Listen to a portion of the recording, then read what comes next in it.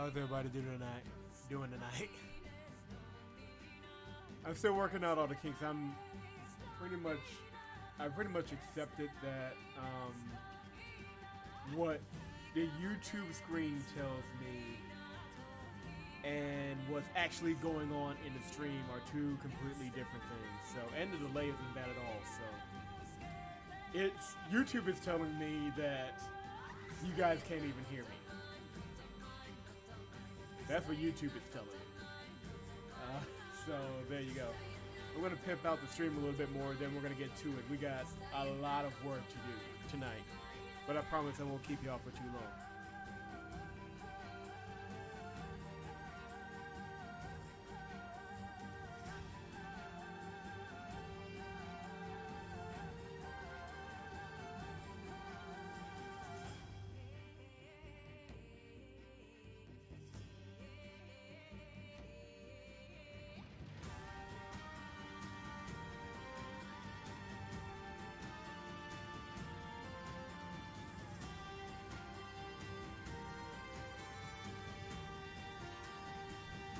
Yeah, like, hold on.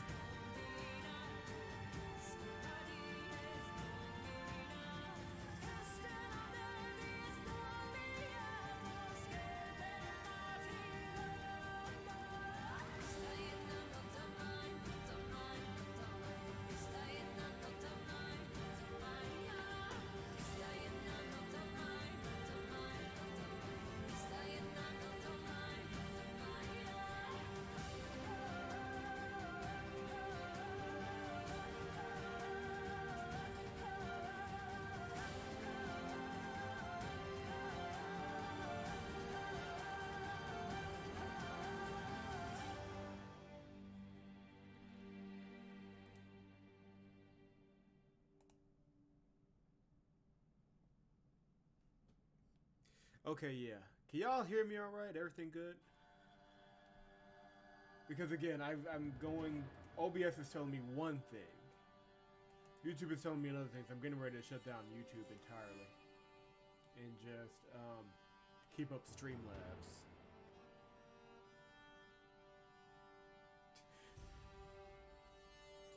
Try, what did we name the kid? I know Try remembers, because Try remembers everything.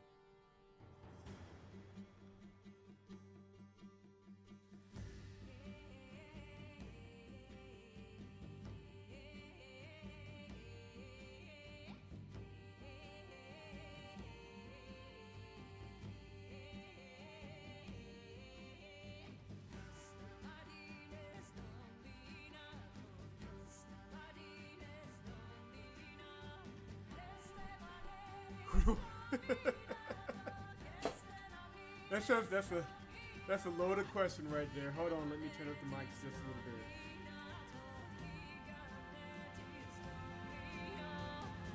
Yeah, I am.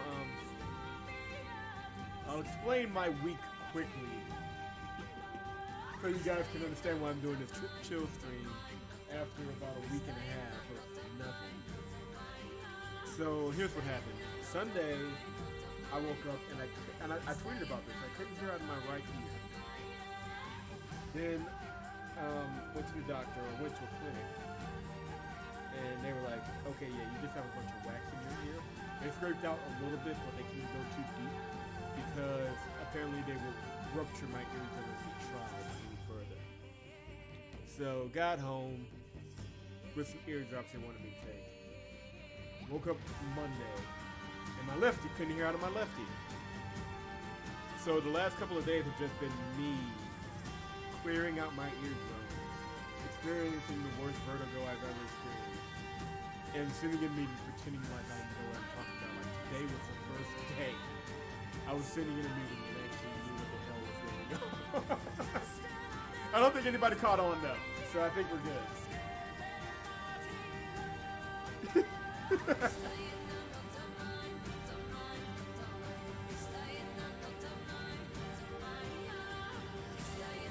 You don't leave it way too loud.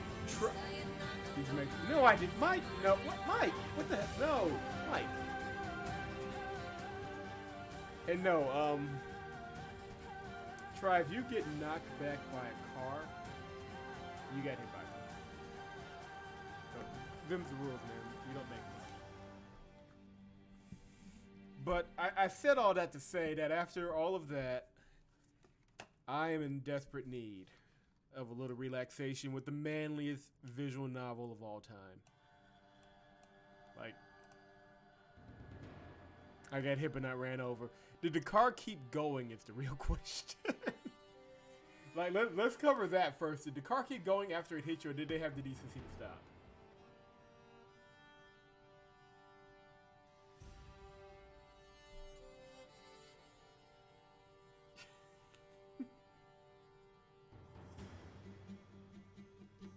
Just the testosterone in this visual novel, they did stop. Okay. Okay, so you weren't ran over. You're good. That would have been a problem.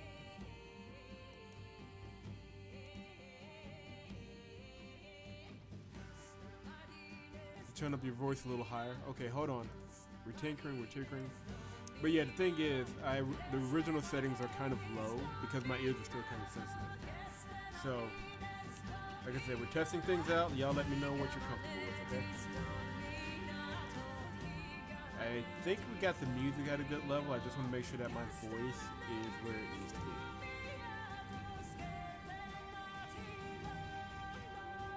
I don't do relaxation. It's considered manly. I will have you know that sipping a mojito in the afternoon is one of the most manliest activities you can partake in. That and pachinko, apparently. You got hit in the head and sent flying back in another... You know what? Try, you got run over by a car. Didn't just a brace, man. That's what happened to you. Your body may be in one piece, but if you got sent flying in the opposite direction, you got run over by a car. I don't make the rules. Those are just the rules. I'm sorry it happened to you, if that helps. But bro, you got ran over by a car.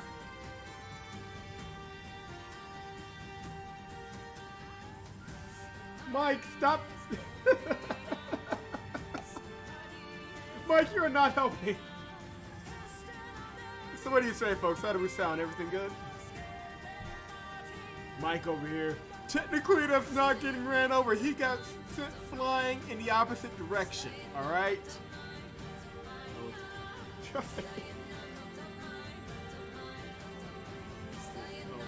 can't believe this is what it's evolved into. So when you guys do your, what is it? What are the pairings now with try? Whenever you do your try morning pairings now, remember, he was Frog. What's going on, brother? That's the end. You doing all right tonight? Let me move some of this out of the way. Some of this paperwork I'm going over. But yeah, I'm glad you guys could come out tonight. If we're sounding good, we're going to go ahead and start. If I remember correctly, did we really all forget what the name of the baby was? You're going to congratulate Mike. Is Mike getting married? What am I congratulating Mike for? I mean, I'll do it, because I'm sure he could use congratulations, but a heads up would be nice. Really? Congratulations, Mike. Oh, surviving his 7 days. That doesn't count. I thought he was getting married. No. Despite all your misgivings. No. No. Oh, okay, no. He didn't survive. He had extra lives. If he was doing a real, like, toughest survival mode or something, he would have been done. But he did make it further than I gave him credit for. So congratulations, Mike. You didn't die as much as I expected, which is something in this crazy, crazy world. What are we doing? What are we doing here?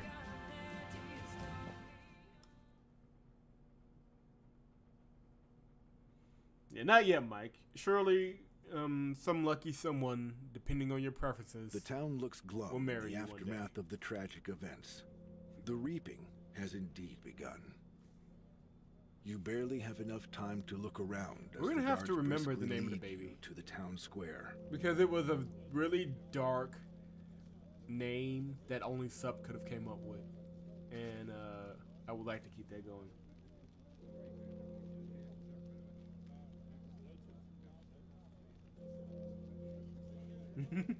Like you're the quite the frog. Y'all ain't right. I'm sure somebody would be lucky to marry Mike. And they would just have to have a lot of alcohol with them at all times to survive the marriage. Let's go to Discord. So it was really, really dark. It was like murder, death, kill, or kink explosion, blood murder, or something like that. It was something ridiculous. But anyway, you arrive at the town hall when an escort of guards. One of them, a tall, hulking man, stays behind when the others leave. He sizes you up, then points to the entrance of a nearby shop. He obviously wants you to go there. The ear-splitting peals of the bell make you wonder how the Cardinal stands it. So the town... Okay. As you take in the town hall, the guard takes stock of your horse. My name is Ake. Ake, he says. And Mashum got it right. You're Hopperoli, a peculiar man, a book lover, healer, baron.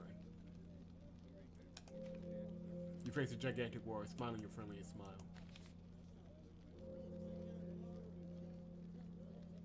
A hopeful fifth. Dude, this town has been through a lot.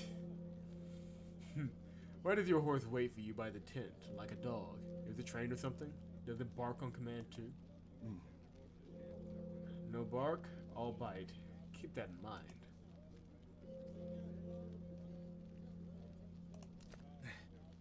No thanks. I prefer my horses to have some stamina. Still, yours is a funny one. How do you even manage to train it? You must not be short on patience. Look after it, Ake, and you shall see I pay my debts. I haven't lent you a thing, and I'm not going to. Your horse isn't going anywhere, and neither are you. You're not leaving this town until you've spoken to the Cardinal. He and the Prince argued about that, actually. Trigue's dispirited because the temple seized the right to inspect all scribes and mages coming to town. Okay, we can... Can't avoid meeting the Cardinal. You regard the bell tower of the town hall, and the ringing of the bell makes you wince as it screws into your skull like a bone setter's drill. There's definitely magic at work, yet who will use it in all this? God, this guy sounds like a jackass. The name was a mistake. Oh, Lord. Heavily disagreeing with you. Yeah. Hey, everybody's a jackass at this point, man. We're just running with it.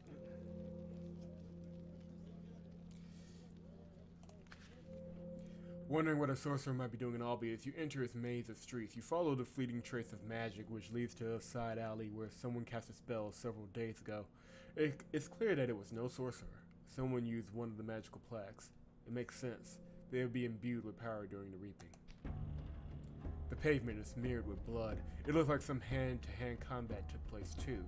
A squeaking door makes you turn around. Several gloomy-looking, hulking figures exiting one of the houses stop when they see you. Large sacks on their backs tell you that either of them is that's an odd sentence. Either of them is moving out, or they're common marauders. It seems like the latter. The thugs throw the sacks to the ground and draw their weapons. And now we got a fight scene. It was Morn. It was. I think it was Morn.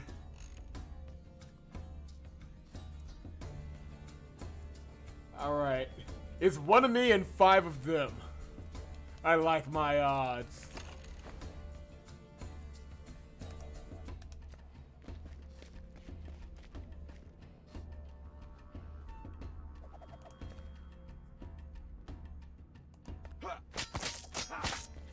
Okay, that was pointless. I gotta remember how to do the fighting.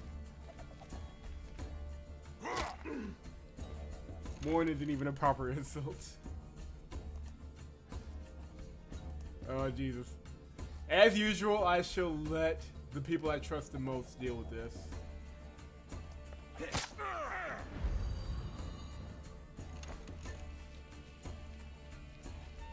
Yeah, that first attack was a mistake. Give me a second to get back the get back used to the combat. There we go. Oh, me and Hopper are going to get along. 2 in 1, bring it. Let's go, boys.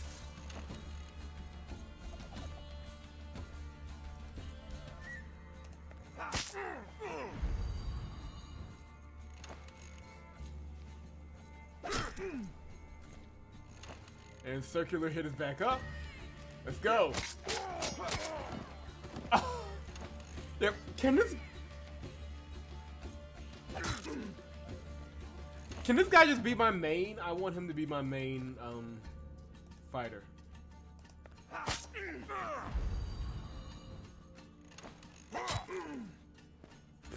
Bro, you're dead. Overkill. You look at the corpses and frustration washes over you. So many soldiers were dispatched to the city, but they only protect the princess and the cardinals. Mere block from the town hall, a daylight robbery took place. The robbers won't harm anyone anymore, though. What y'all get? I didn't get anything from that, I just killed some folks. I'll take their deaths will be settled payment enough.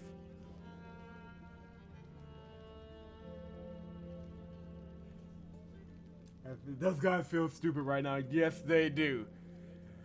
My dude is doing a good job so far. I like it.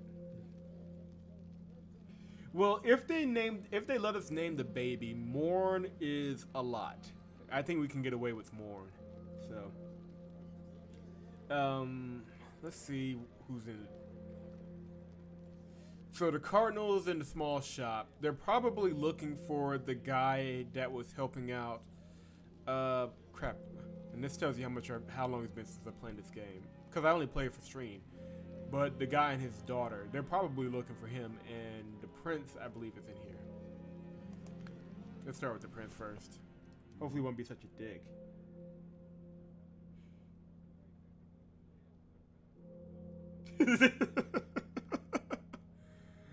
Mike, you know how it is. You know, you're trying to rob somebody. You got them surrounded. You're feeling pretty good about yourself. I mean, you don't expect them to kick your ass quite that easily. You know how it is, Mike.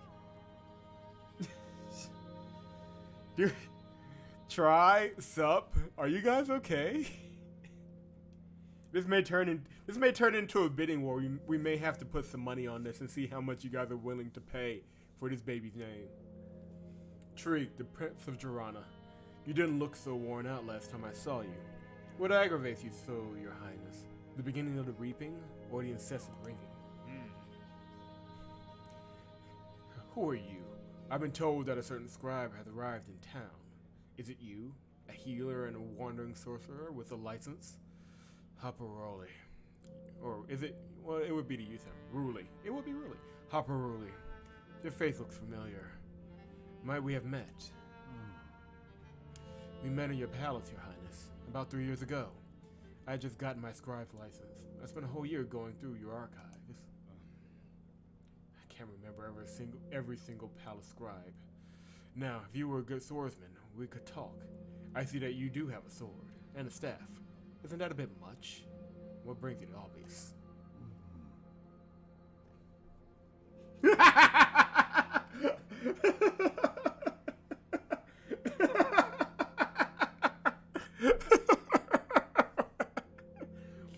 Try.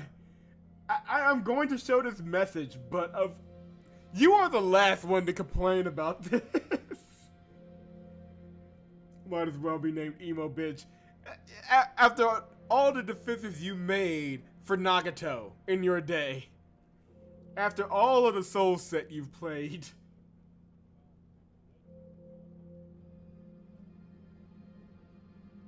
Yes, we did just get called Esther for having 2 weapons and a book, so go figure. And the staff is for walking, and the sword for defending. Such are the times we live in.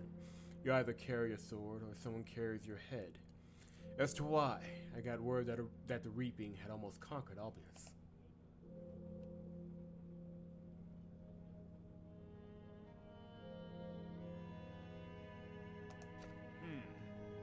I don't care. As long as I don't freeze my ass off. Just tell me, scribe, healer, whatever. Why in terminum are you in all this? I'm telling you, Your Highness, it is not a matter of my absent-mindedness, just pure curiosity. It's truly a great feeling, seeing everything for yourself, and then writing it all down. Aren't you afraid of getting entangled in the chaos? Don't you see what's happening in town now? You can't be that foolish. You are a scribe, after all. Why don't you just run away and not look back? I would be ashamed of myself for shying away from such misfortune. I am a healer, after all, even capable of some magic, and magic definitely played a role in this. Perhaps I can be of assistance.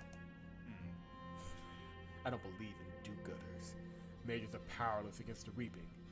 As for temple healers, I've got those in spades. Not much help, though. Besides, nobody cares about some ancient scrolls with all the madness going on. You're not quite sane, scribe. Everyone behaves oddly when the reaping begins, Your Highness. If you burn a tree's trunk, you'll hurt the branches too. It takes time for the ancient scrolls to earn respect, and for the scribe's hard work to make people wise. If you're as clever as scribes pretend to be, tell me, was the bell ringing during the last reaping? And if it was, how did they stop it? Is there any clue in your scrolls about how to silence the bell?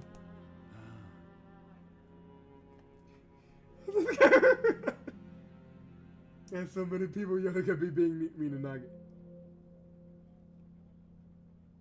How do I set up mods in YouTube? I can't moderate every single comment myself, can I? J-Bits.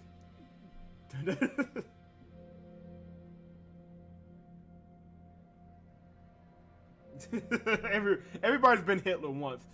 And do not commend his treatment of Nagato. It wasn't bad enough. He could have been much harder on Nagato than he was. I'm just saying, Nagato could have been dead. But no, Tribe was way too nice. You have to click on the 3 dots. Oh, okay. Why does Sup immediately say, I want to be mod? Does anybody object to Sup being, well, yeah, okay, so Sup, you can be a mod for now. Just because it's making me moderate everything that has a curse word in it, and I can't concentrate on both that and chat and the game. No object. So holds too much power.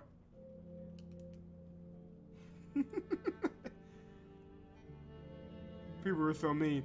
People were mean to Nagato for a reason, and Sup will be a mod for the moment.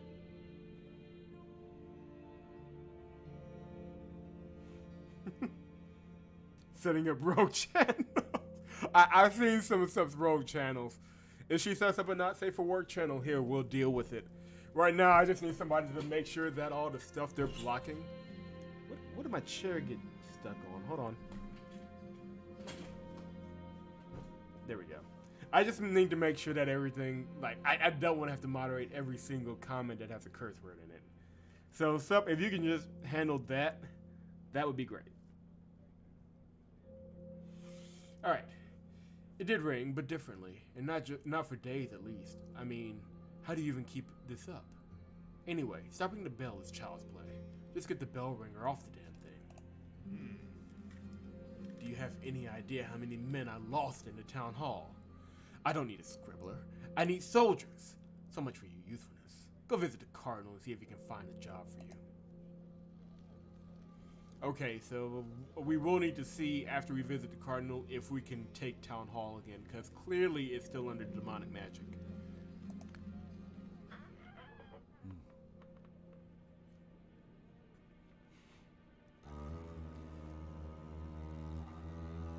What is that? Did you guys hear that tuba just start up the minute we entered the room? Like, this is not the right music for the Cardinal. Like, this is not making me think that he's going to be a decent guy. The Cardinal, it appears, who served Sherlin's shop, or Rath's shop. Yeah, Rath, that's who it is, to use his most recent name. Notice Cardinal takes anything he desires. And that bell is really ear-splitting. So here you are, Blanche. And here I was, thinking not a single fly would come to this pile of dung. We have 2 flies now, including you. And once again, you are a Colonel Corazon. So you're a vagabond again. They told me you call yourself Hopper. I like Blanche better. I've always been amazed by your passion for changing names. Only Alma had always stayed Alma. Your coming here is no coincidence, is it? What else does she predict?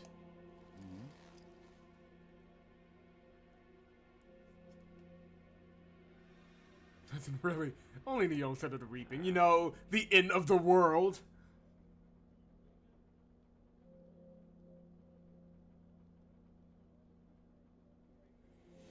Yeah, I would think if you're immortal, you'd have to change your name a lot so that nobody catches on. She predicted everyone to sound an asshole, kind of. But she was kind of an asshole in how she said it, so I think that kind of measures itself out. Does that mean she hasn't lost her clairvoyance? That's how it pans out. The reaping has also started in Frithia, not just here. That's not your doing, is it, Corazon? Of course not.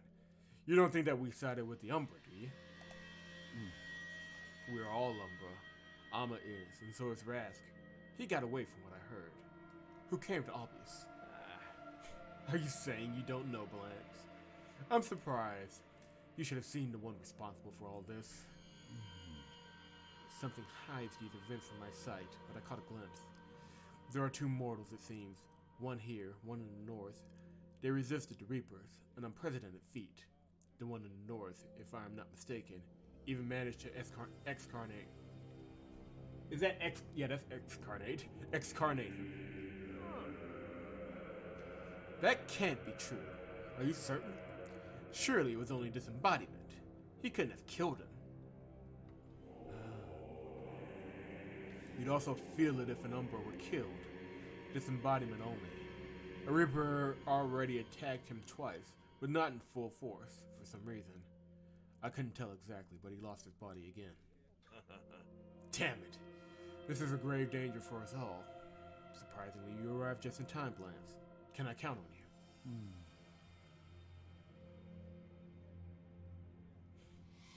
Shouldn't we be helping each other? Yeah, like at this point, man, we kind of got to work together, brother. Spare me your chuckling. If we'd only turned Frithia into a graveyard when we had the chance, we could have avoided all of this. Naturally, once we were standing in the middle of a graveyard called Bacana. Those people are like cockroaches. Leave 10 alive, soon there'll be 1,000 of them. At least they're much more efficient at getting rid of themselves than the reaping ever could be.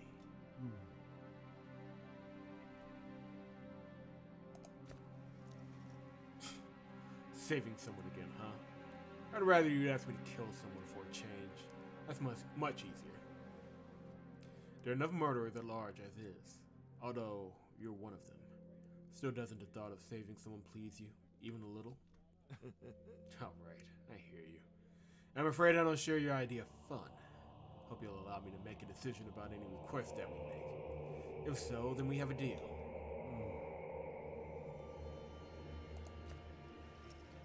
It's not that simple.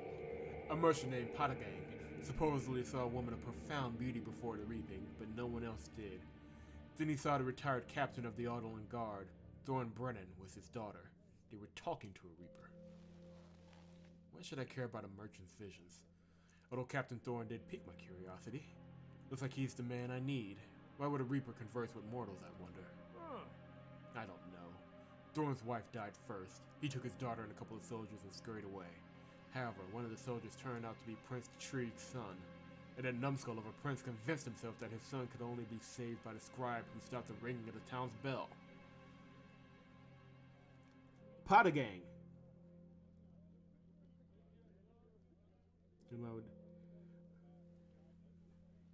Weavers, reapers. It's all the same thing, guys. It's all the same thing.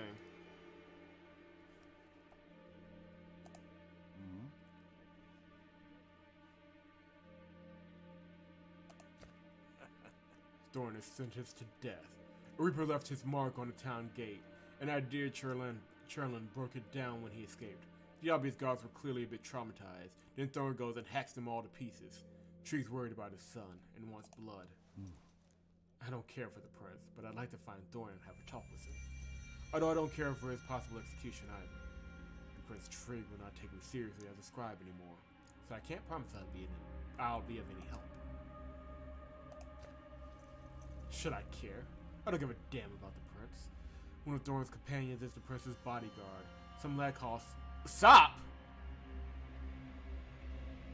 His head will be removed from his shoulders the moment any harm comes to the prince, and he knows it. He go to great lengths to prevent that. Thorn is much more inquisitive. Sop is the prince's bodyguard? Really? Why didn't he tell us?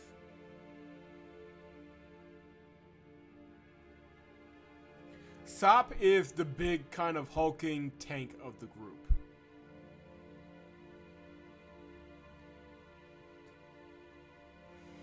Thank you, Mike.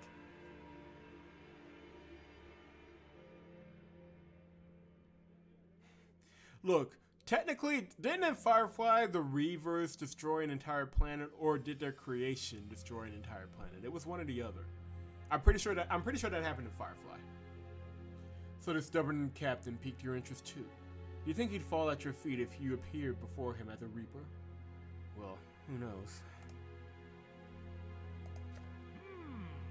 Thorn will go from minute to minute until he realizes the Reaping have corrupted them all. He's already visited the first one nearby, even fought some instances there. I don't know where he's headed next. The next minute can be found on the outskirts of Ursus. Answers are dangerous foes. Thorn's able to go toe-to-toe with them. He didn't earn the captain's rank for nothing. Let's hope he's still alive. Being accompanied by a commander will keep the prince much safer too. Alright, what do you need? I want you to stop the ringing. It's not just obvious that have been affected by this magic. The bells ring all throughout Bracana now, all by themselves. Not a bell ringer in sight, all because of this one here. The Reaper didn't appear anywhere else but here. Why should I care, Corazon? I'm not unraveling someone else's enchantments. I need this body, and I've got enough problems as it is. I'll do without your help. Maybe you should get to the top of the town hall tower by yourself. I couldn't unweave this mysterious spell. Among the Umbra, you have the best affinity for magic. Give me some advice, at least. Several people have already perished in that cursed town hall. The bell's magic saps the mortal's will and forces them to climb upwards, but we're different. Very well, Corazon, but I'll only take a look. The moment I sense any danger, I'm turning around and getting out of there. Alright.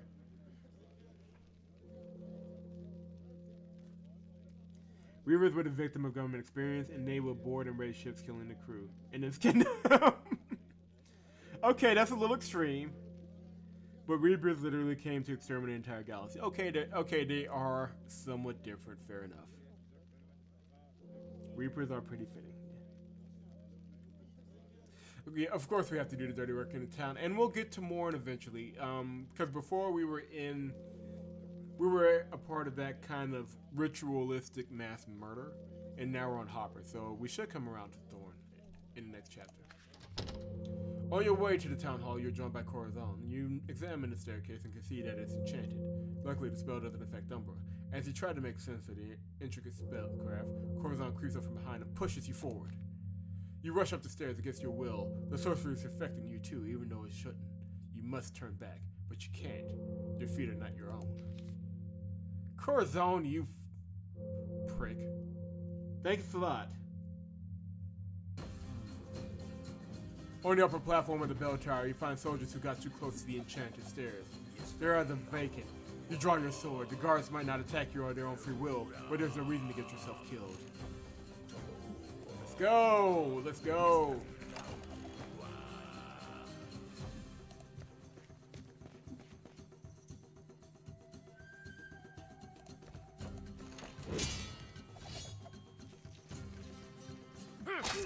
Like, I'm so confident this guy... And he's only got 2 attacks. It's only one guy with 2 attacks, but I'm confident that my dude can get the job done.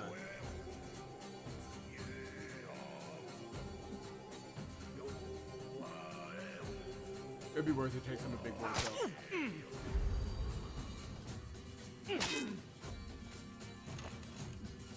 out. Yeah, I'm not gonna waste my moves this time. I got kind of the basics back down.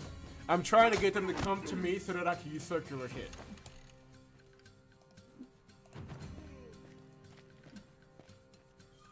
Like I'm about to do right now.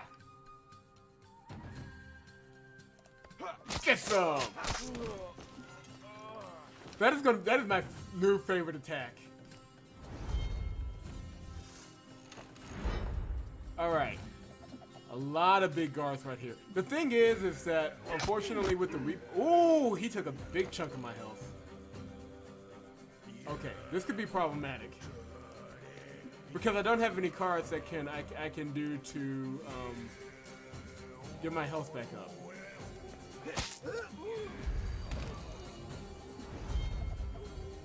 My dude's gotta hold out though.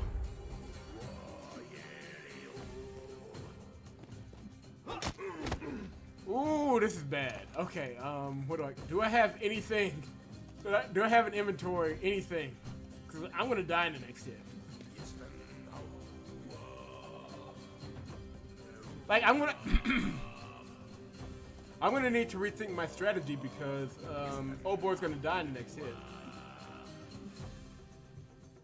And I can't, there's no move I can do to replenish his health. Damn it. Let's go out like a G. I'm gonna have to tool around with this strategy a little bit.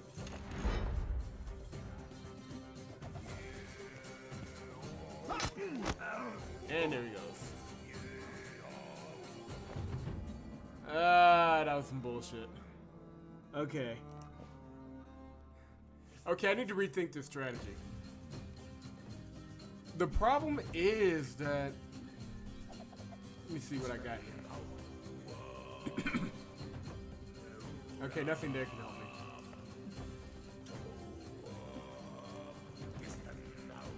The problem is that my best option is... Okay.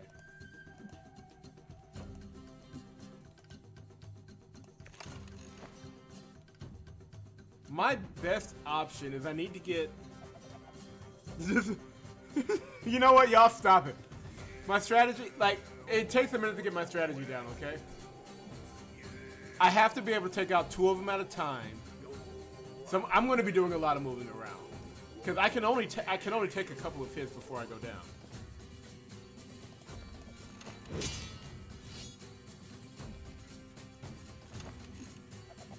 Okay, so I should be able to use circular hit here.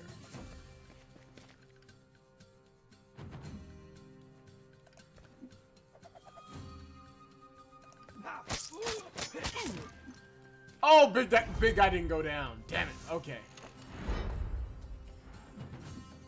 I need you to step forward. Good. Thank you. Okay, I took a hit, but I'm okay. We're gonna use circular. Oh, it's in cooldown. Damn it. Is he gonna? Will he go down if I use?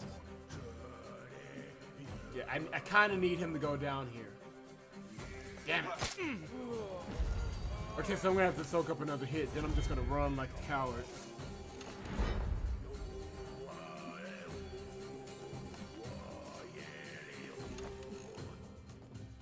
Okay, actually, I may be able to take this guy out. Okay, yeah. I can take him out. I'm going to absorb another hit from this guy. But I should be able to take him out pretty easy. And then... Who's coming? Okay, big dude with the shield is coming. Alright. Alright, let me get the lay of the land here. Hold on. If I do...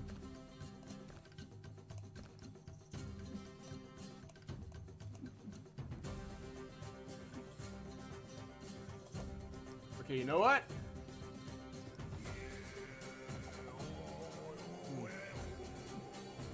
Yeah.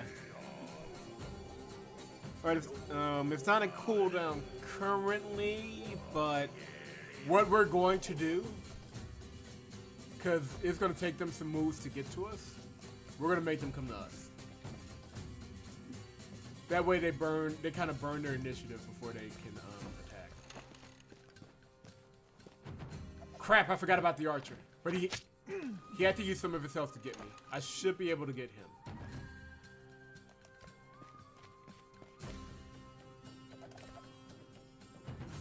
Nope. Crap. If I remember right, the archer should be in cooldown now. Ooh, this is gonna be close.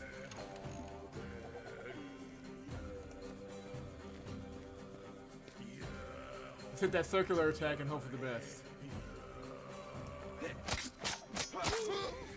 Alright, we got 2. We need to... If he doesn't kill us in 1 hit, we've got it.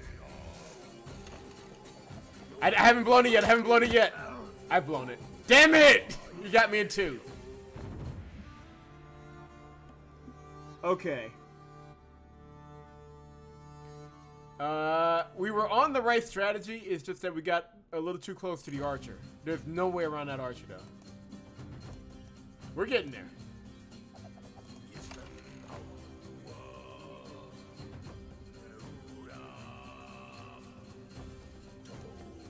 Okay.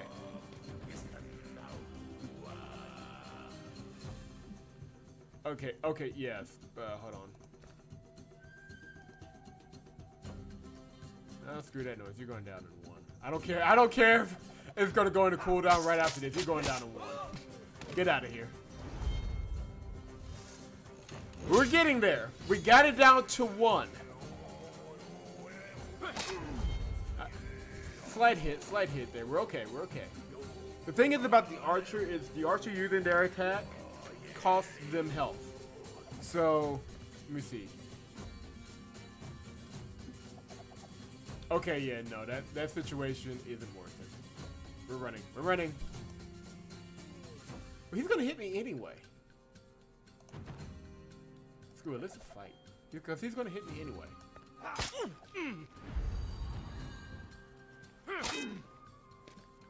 Then he took an arrow. Try shut up. Okay, cool. Damn, I wish I had my cards on me so that I can recover my health. Okay, we got circular hit. That's good. Now we have to wait for those 2 to come to us. There's no other way around it. They've got to come to us. Then we have to get to the archer somehow without getting hurt any more than we already are. We gotta wait this one out.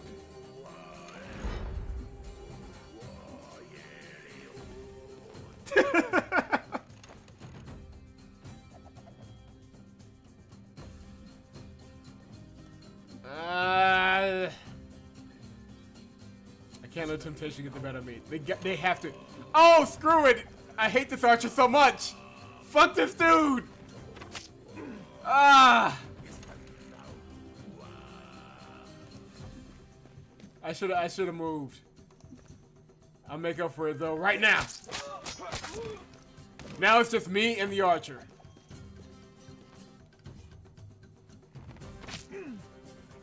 Damn it, can I get to him?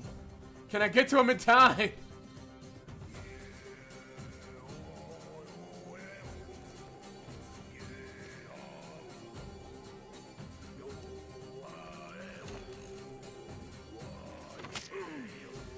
I'm gonna make it! I'm gonna make it! And stay down, bitch! Got it! Nope, Mike, you were wrong. You were wrong, Mike.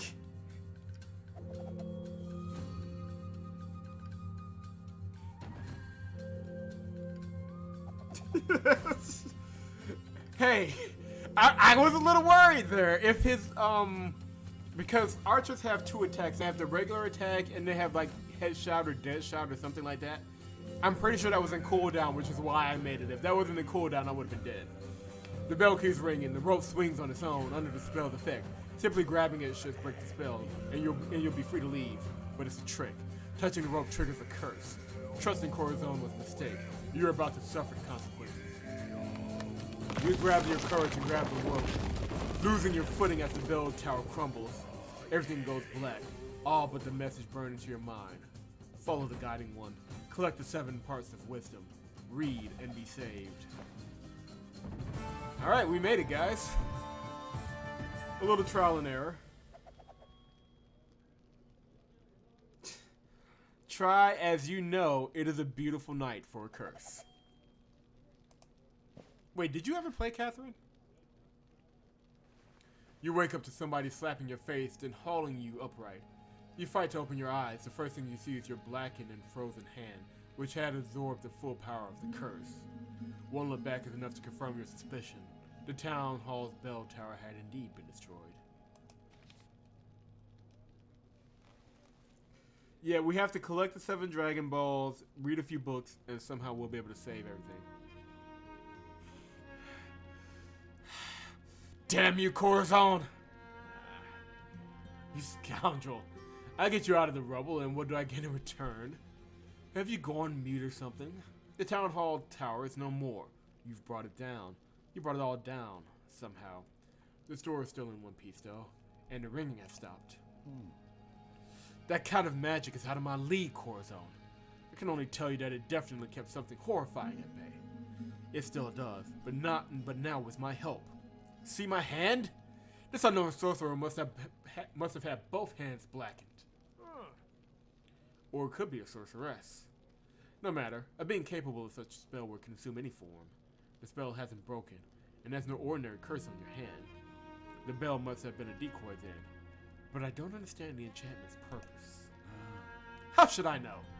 If not for the bell ringing, the people of Albius might have slaughtered each other. Damnation! It's your fault that I got caught in this enchantment, along with God knows what else. What if this blackness reached my heart? It hasn't happened yet. Enough with the weeping. A pompous nobleman is heading you away. You met my request, so I owe you one. I really don't like Corazon. Why is everybody in this town a douche? However, if you want to ensure my goodwill, I suggest you find Thorn and bring him to Opacum. I want to have a look at him. Oh, here comes Prince Treek.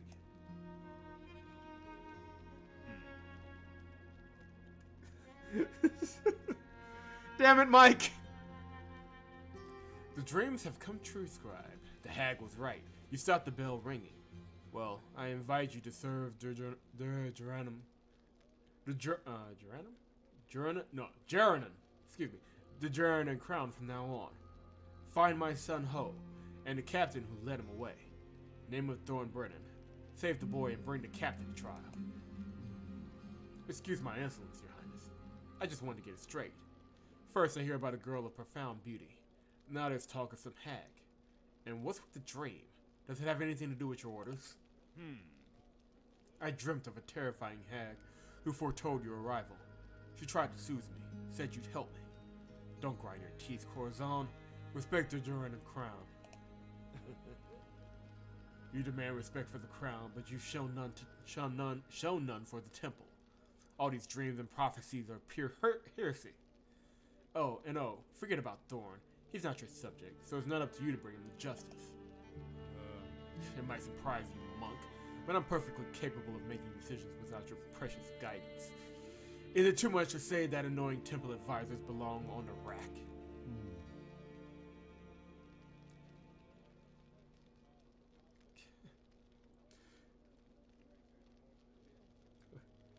My pronunciation needs a lot of work, okay?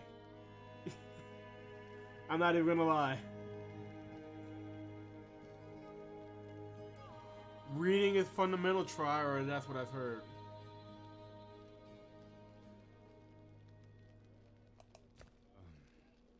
I'd like to believe that, especially with war approaching the southern kingdoms. I'll say it once more, Corazon. If anything happens to Ho, Thorn loses his head. I will pray that your son gets out of this unscathed. Yet I don't think it's wise to exact vengeance on the person trying to rescue him. The guards aren't that reliable. I'd be happy to do your bidding, Your Highness. You showed kindness to me once, and it's time I return the favor. Finally, a voice of reason. And I don't care if it comes from a bookworm. Thank you, Corazon, for your prayers. And you, Scribe, will have others to assist you.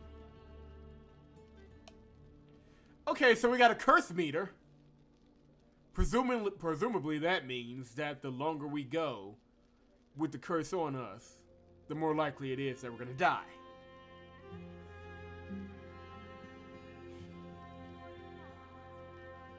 That's even worse than mourn. So, Try, you saying we should name the baby Ho?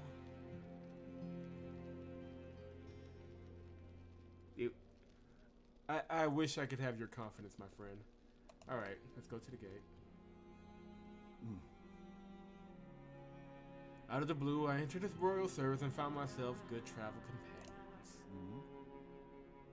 You're a new face to me. You've probably gotten the spiel about our goals and reasons, but I still like a proper introduction. My name is Harper Rowley. I'm a scribe. Why does everybody look like they're posing? I'm Stein, one of the obvious guards. The Juranans picked me up by the watchtower and pestered me with questions all the way. Now they sent me to accompany you. I'm not thrilled, but it's better than arguing with Prince Trieg. Mashom, fancy meeting you here. The prince entrusts you with priority assignments, I see. Guarding the gate, spying on a scribe.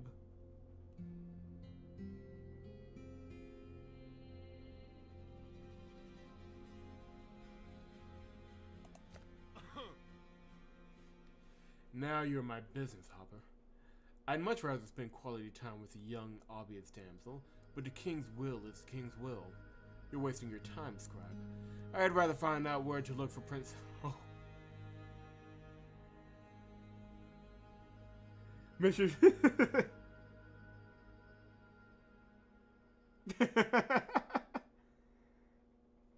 Sure, a mistake. Oh, of course Try would name a baby Unwanted. Of course.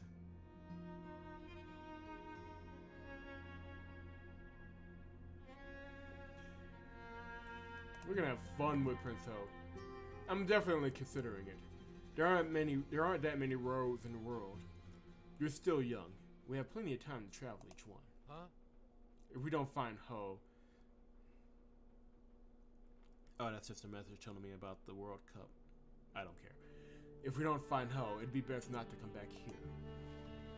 That's an interesting suggestion, Michonne. Yeah, I'll consider it. Still, I think it'd be better to find the prince. Look, I know Thorn Brennan, and I'm certain he wouldn't kill without good reason. If anything, he'd try to save the prince. I'll follow orders and find him, but in my opinion, he's innocent. You're indeed a man of duty, following orders you disapprove of. For the time being, all you have to do is point Thorn out to me when we catch up to him.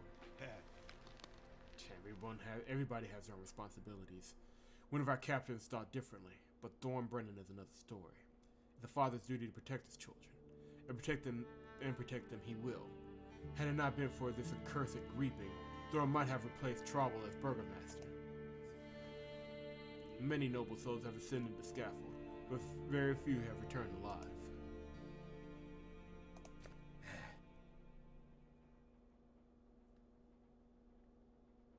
I don't...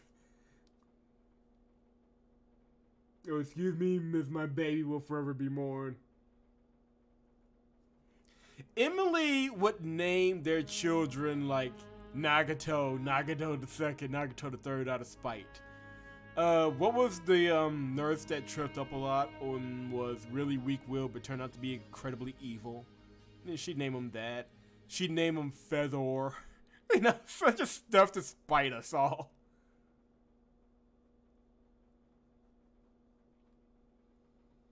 Laugh all you want. I'm keeping my eye on you. I'm quite capable of handling a dozen gales all by myself, but taking down the town hall is another matter. And don't you dare hex me, or I'll beat the living daylights out of you. I am no Sorcerake. The town hall was already falling apart. I just sneezed a little too hard. But thanks for the warning. You sneezed so hard that the cardinal himself waded through the rubble to get you out. That's some achievement right there. Chance rules the world, Ake.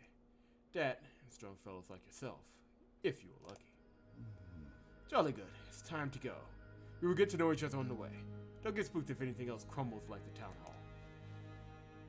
Not so fast, scribe. His Highness asked me to give you this captain's insignia. Why a vagabond would need it is beyond me, but such is the prince's wish. He also granted you travel documents with his personal seal. It'll make the journey easier. How curious. The prince showers us with gifts for a job that isn't even half done. Well, if that's all that you have to say, Let's head out immediately. Let's talk privately for a moment. There's a long road ahead, and I need to tell you something. They say the Cardinal blessed you, so you're not just some filthy sorcerer, right? So you won't make fun of me.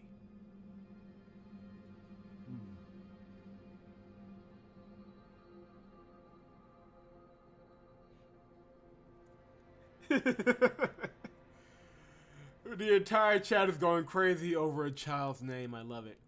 Tell as you are, you're forced to look up at the giant. You wait for him to say something. This thing is... Whatever hag appeared to our prince in his dream. I saw a pretty girl.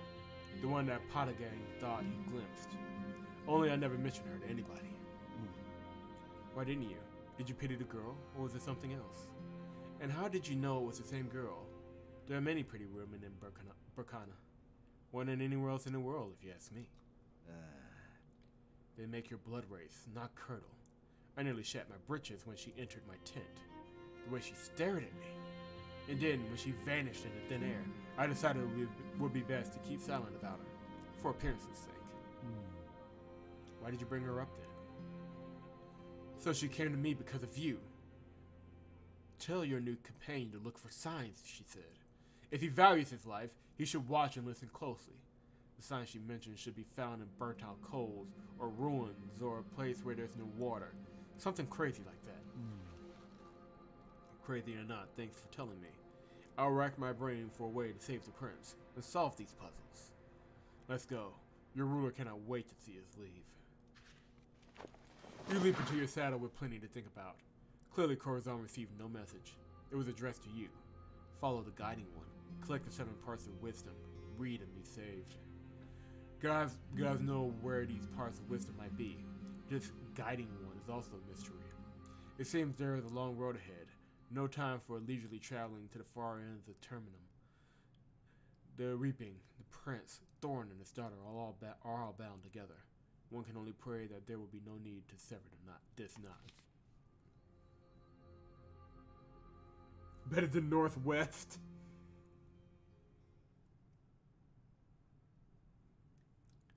For the record, can we just go ahead and predict now that Morn is the guiding one?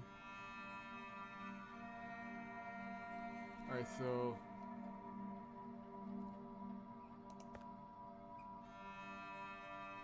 Okay.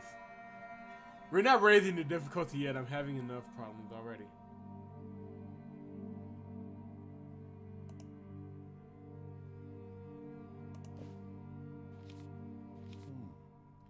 Alright, let's level up right quick.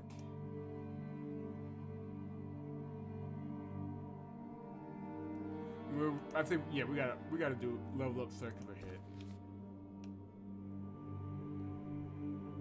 Can we level up circular hit? Nope. Oh, there it is. That's what we need. Sharp Blade, well, hold on. Sharp Blade does 2+ damage. But Refined Mastery lowers the amount of energy it uses. Why not set it on hardcore difficulty? That may be a run I do in the future. Let's just leave it at that.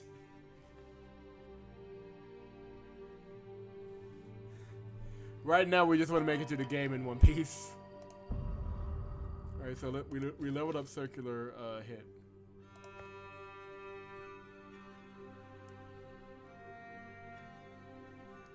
Let's go, because they said we'd find signs in the coals. That's probably the best way to do it. Hold on, let me see. Well, let me see about the difficulty right quick. So, 3, less time per turn and battle, more experience to killing. The enemy's strength has increased. Additional enemies may appear. That's 3rd.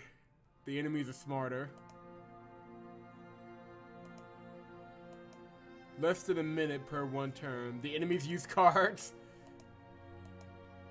So, if I turn it up to the highest amount, I'd get more experience, less than a minute. I would not make it. I'm sorry. I'll pump it up to 3. That's as far as we're going. I'm barely making it on 2. As a matter of fact. Yeah, we're sticking to 2. If we get to the end of the game and it's all good, I may do like an impossible run where it's like all the way up to 10. But right now, no. If I turn it up any farther than 2, I wouldn't make it. But it is good to see. It is good to see that difficulty matters here. Just even on the lowest difficulty, it's not easy at all. And I mean, RPGs aren't my biggest thing anyway. But I do appreciate that it's a challenge.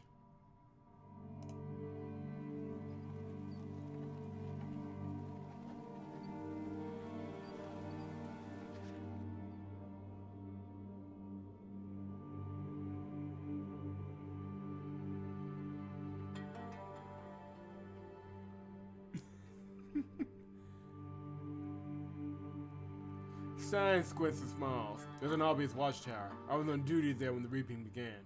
It wasn't until a couple of days later that the Germans came to fetch me and told me about the events in town. I never thought I'd return so soon. You look at the tower and notice a rider silhouetted against it. By his stature, he's an Ents. This is their time after all.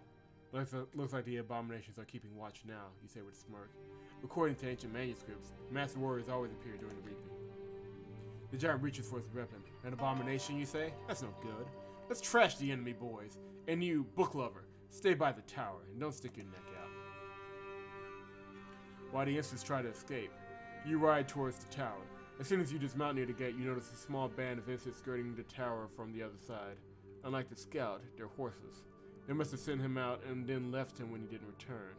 They haven't noticed you yet.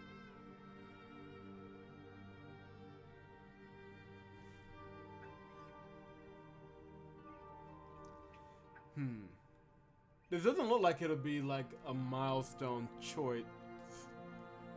Let's attack. You don't like the idea of smoking the Ents out of the tower, and you don't want to risk having to replace your horse. Once the Ents get further away from the tower, you slink after them. The abominations don't notice until they reach the edge of the wood. When they do, they turn around and attack you in silence. This may have been a mistake. We're about to find out.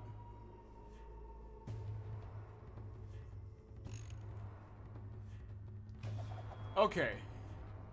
I'm all by myself. All by myself.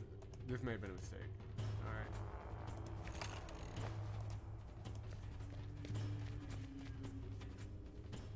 Maybe I should have just let them go.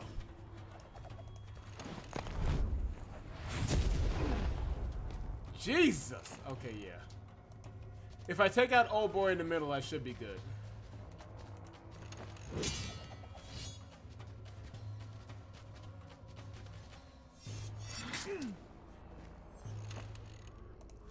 I have made poor life choices and I have regrets. One down.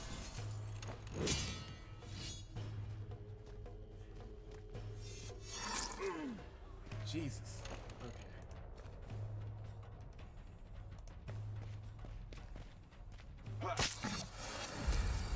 I need an attack where I can recover health. Because I'm about to go.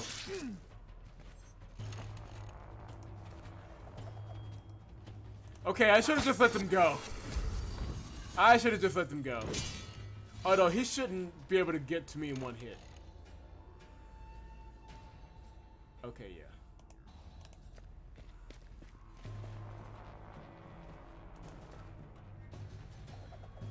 Yeah, I'm not gonna. I can't hit him. Oh, I'm still alive. Look at that. All right.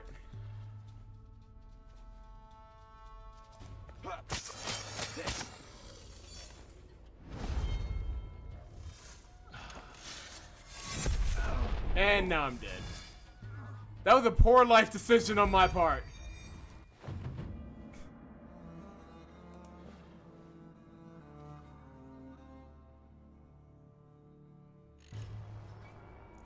Okay, hold on. What's going on?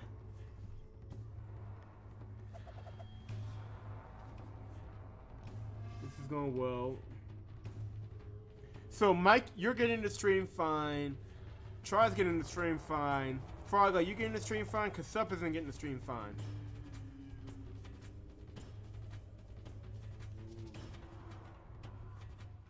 What I need to do is I need to get close enough to hit some of them with circular attack. That's what I need to do.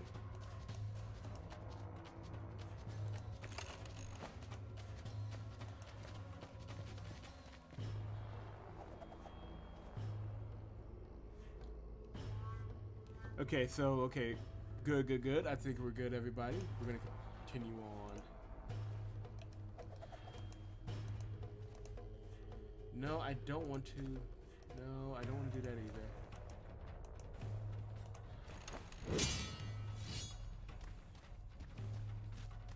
Like, the thing is, these guys go down in one hit, but they take so much of my health bar. If I had more things that I could use against them, I'd be fine.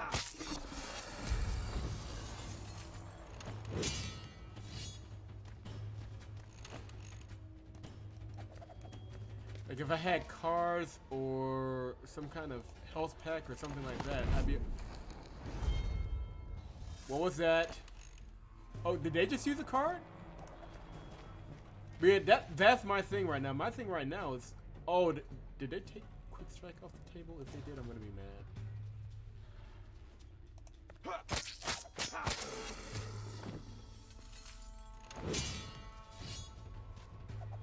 Okay.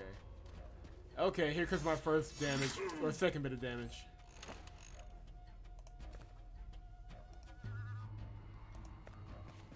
The problem is, I don't have any health options. Like, it literally is just sit there, take damage, and hope that you're fast enough to get these guys. And I'm not fast enough.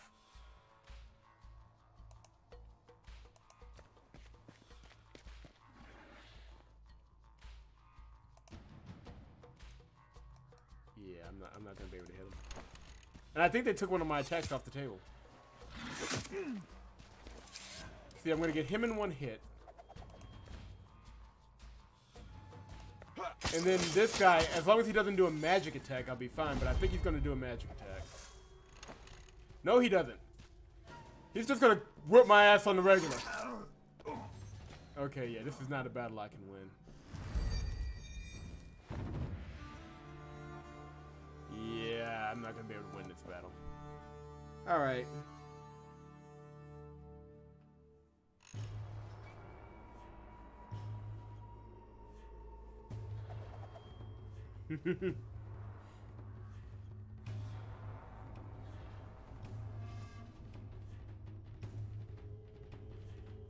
Okay, yeah. Executive decision. Crap. Please tell me it's saved.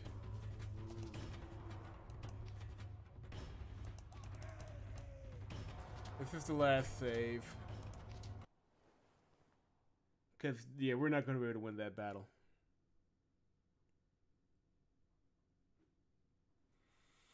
Sometimes you just got to throw in the towel, like... Let me see here. Gotta do this again because I technically undid that load. But yeah, I'm...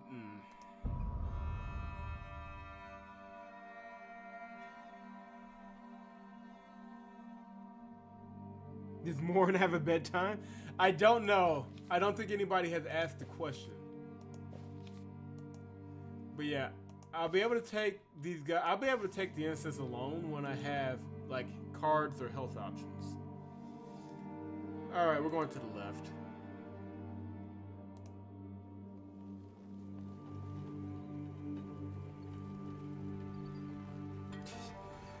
Try. What is your issue with Morin? What did Morin do? When you reach the old Gabonan watchtower, there's a band of guards at the gate. Ike recognizes their sergeant and rides out to talk. He comes back sullen-faced. There's a ton of corpses, the watchmen inside of the tower and a dozen of Albius's guards outside. The ones outside had their ears and faces cut off. Michonne sputters curses and offers to help bury the poor wretches. You shrug. Makes no difference to the dead. Your companion's distasteful look encourage you to take a stroll while they wield their shovels. You try to get as far as possible from the place where the warriors of Akana are being buried. The distance mutes the mournful funeral song. It's not that you don't care about the burial. Your need for silence drives you away. You're used to traveling alone, but now have company forced on you. We're gonna let them go this time. Goodbye.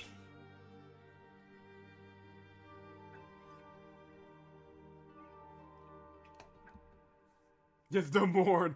Only Zool. Zool, motherfucker. Zool. Careful not to make noise. You walk back. You soon lose sight of the Ensigns and return to the watchtower.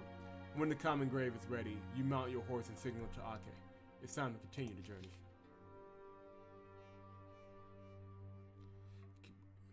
We can go to the abandoned camp, or we can take the secret path.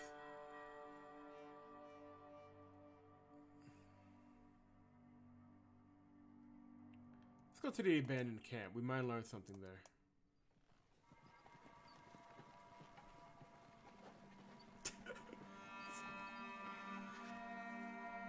There's a reason I'm glad I'd never played Magical Diary. I'm just gonna throw that out there. On the road or taking a rest, you can't shake the words in the town hall from your mind. Follow the guiding one. Collect the 7 parts of wisdom. Read them and be saved. You sit by the fire, pondering the words' true meaning. Are they meant to guide or ensnare? Why would someone curse you, then make you piece together a spell to break said curse? What's the point? What could it possibly mean? The world is changing. People are rising up against the Reapers.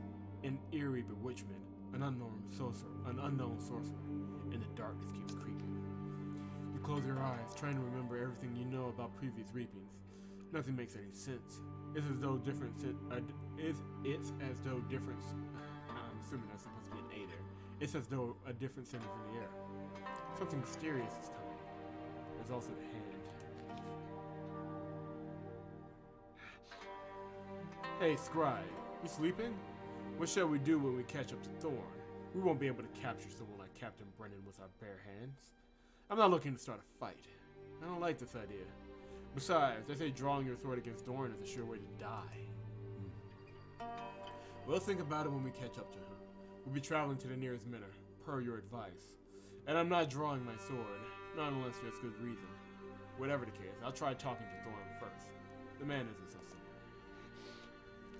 What's the gain of being simple? I had a word with his servant, Tenor, when he was leaving town. The only thing on Thorn's mind is saving his daughter. Already lost his wife, and now he's only got his daughter, and his son's somewhere in the service. I think it's best not to stand in Thorn's way.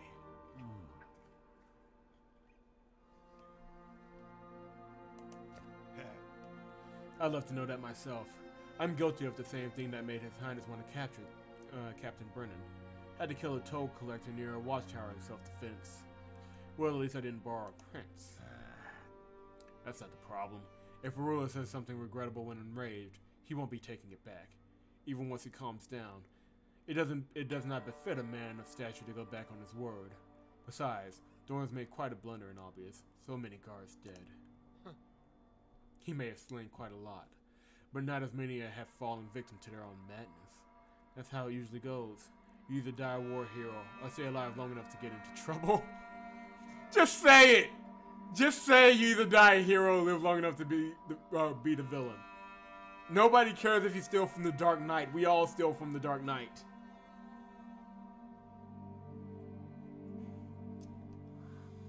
Where's the equipment? Why is the blade in such poor shape and all? Captain Brennan is a legend of Odala. Who hasn't heard of Mad Thorn? Maybe the best swordsman of all of Pakana. A hero of the Gabonan War. A hero of the Northern Expedition in the Battle of the Southern Isles. Though he's grown much older since his last escapade, battle experience is not easily forgotten. Wait a minute. Are you saying Mad Thorn and Thorn Brennan are the same person? And he's got a whole squad while we've got nothing? Quite a task His Highness has given us. I don't think he'll be fighting back, sword or not. That's if Prince Ho is still alive, of course. I hope that's the case. Not only is Thorn an exceptional swordsman, he taught his daughter the same skills. I've seen her with a sword a couple of times. Girl swift as the wind. So better to talk with Thorn than cross swords. His father-in-law is supposedly a big fish. but they're not on speaking terms or something. I'm not sure. He's with the army now, I reckon. By the way, a servant of Thorn, named Tenor, sealed off his house and moved west, probably to his old master. He used to look after his daughter, but didn't manage to outlive her. His father-in-law is Count Stackett Victi. How can I pronounce that perfectly, but not the? Ugh. Count Stackett Victi. Thorn's servant was out in his wagon when I saw him by the gate. He ventured to Opacum to visit the Count. The Count's a military governor now, so we're likely to meet Thorn and Opacum if we can't find him sooner. So, maybe the Count will take his son-in-law's side? Prince Trig is obviously more prominent than Count Victi ever was, but he wouldn't want to clash with the old man. The latter's too smart and stubborn. Not every prince is given such a fort. Well, we still gotta catch up to the guy. You're right about that. The road's dangerous. I saw some footprints near the spring. A couple of dozen cavalry went by there just 2 days ago. The boots are definitely not from Bacana. They got a strange heel print. I've seen it too. Those are footprints of the Ensigns. The flowing Manzas took their corpses to the obvious watchtower, right? Should have looked at the boots sooner. Ensigns or not, so what? Thorn and his men managed to hack them up, right? How are we any different? Hopper, the only thing is, don't just jump into battle, yeah? Your knack for tearing down towers won't help you here. Better to be safe. Don't want to upset the Cardinal, do we? Deal? Attaboy. Alright, I'll go see if they left anything else behind. Night, Mike. Thank you for coming out, my friend. I appreciate it.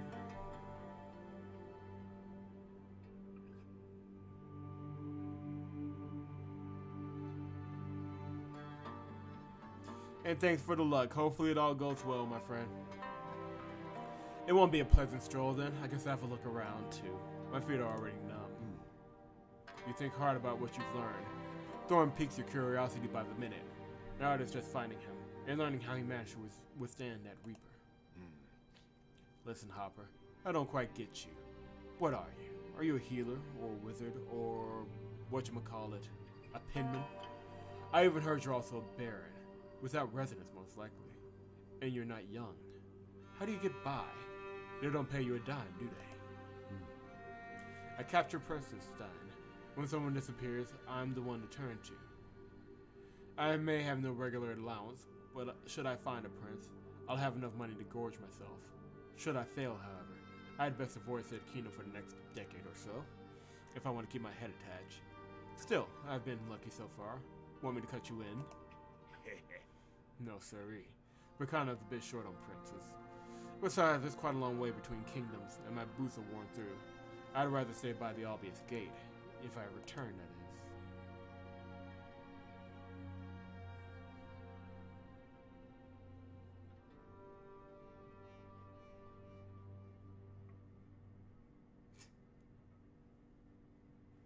I'm curious what Sup figured out.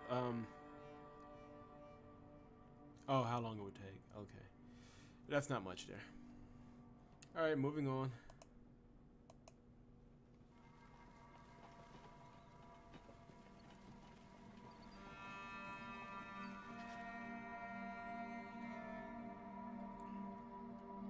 Searching for signs of the coming disaster yields few results for now.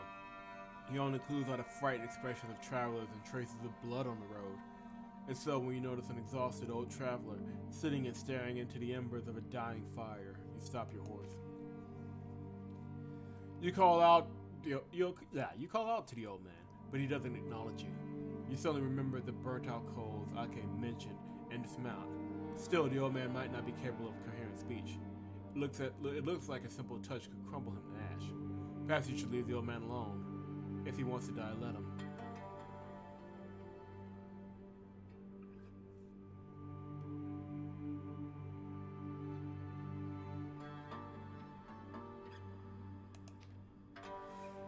It truly seems the old man's life is at an end. The poor fool doesn't recognize his surrounding or hears you. His luggage holds nothing of value. A noise makes you turn around. The old man's in his death throes. Yet another life thread cut. All you can do is mount your horse and ride on. Curse is still at 20%. So far, we're alright. We'll keep an eye on it. What a bastard. I need my water, okay? I need it. Jesus.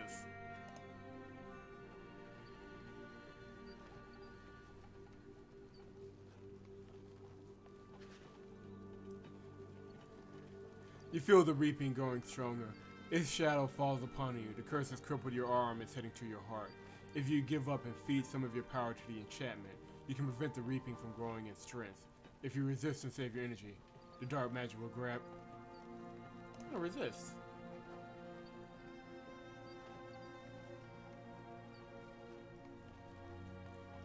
The power of the reaping grows stronger when you resist the curse, making your foes smarter and stronger. If the challenge ever becomes too great, you can change the difficulty setting in the main menu. Okay, so the curse is...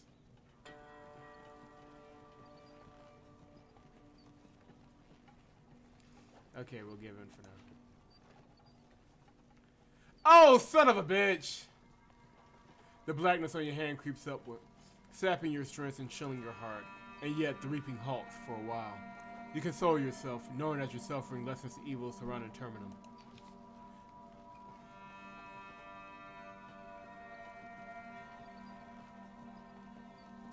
This game is just so damn pretty. So the curse is at 28. We got some skill points. Leaving the licensed Denford village behind, you approach the Manor in Albius. The road and bridges are stained with blood, but the bodies have been taken away. On the other side of the bridge, near the Manor, are some fresh graves in a regiment of guards. One of the guards recognizes Ake and waves. Ake, is it really you? Going to Ursus, huh? Is it a special assignment, or are you just heading home? Ake leaps from his horse. Where I'm going shouldn't concern you, friend. Let's just say I'm escorting someone important, a scribe, and mage licensed by the temple. The guard pushes back his helmet. Listen, could his importance maybe help us out? We have orders to bury the village remainers and to remove the abominable sign from this manor. We've done the first, but the second, it doesn't come off. Obviously, you shouldn't touch it with bare hands, but we've already tried everything. You give Ake a nut and dismount. Glancing at the graves, you approach the manor. One grave is slightly older and smaller. The other looks fresh. The sting of decay hits you like a hammer.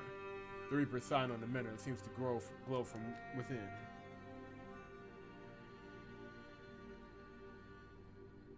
The guard trails behind you. This is where we buried the villagers. Parts of them, I should say. I never seen anything like it.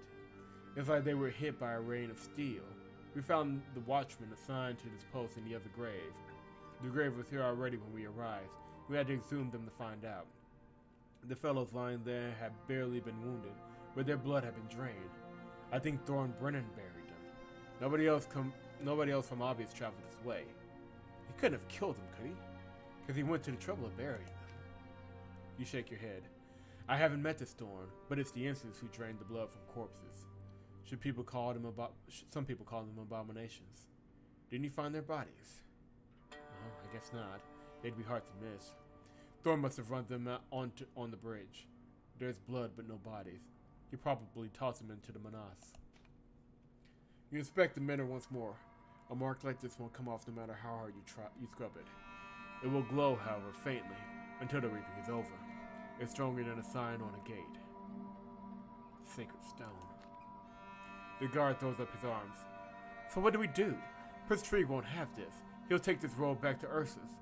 Seeing the job unfinished is bound to get him all steamed up. Then we'll have our asses in a sling. You cast another glance at the manor and feel a strange tingling in your arm. You imagine yourself touching the manor and the Reaper sign, glowing ever so faintly, vanishing into the stone. You realize you're not thinking straight. With great effort, you get control of yourself.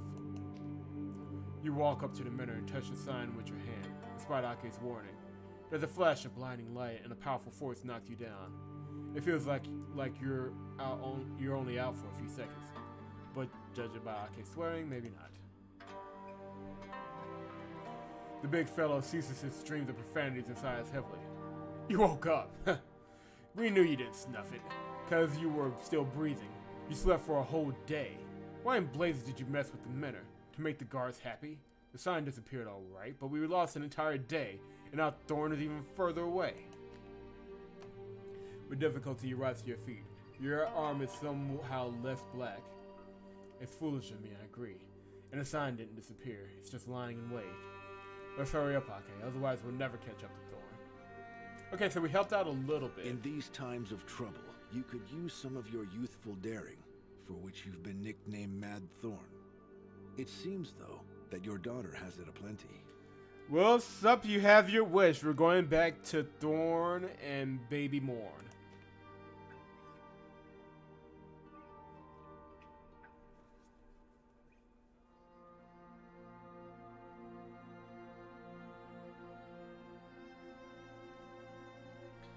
I'm just not realizing as I'm sitting here, something bit the side of me, and I'm just now starting to feel it. So, this week has been fun.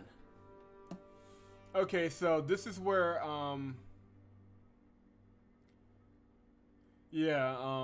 Hopper is at the Manor. We're a little bit further up. Let's see how everybody's doing.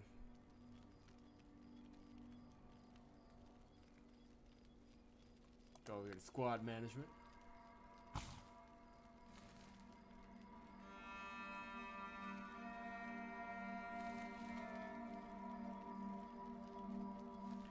Oh, it's Hode. It's Hode, isn't it?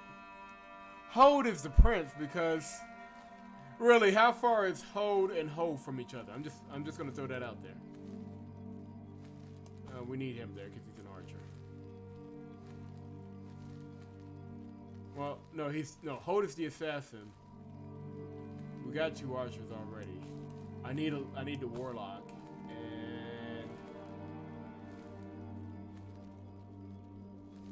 I don't need sub. We'll put glitter in.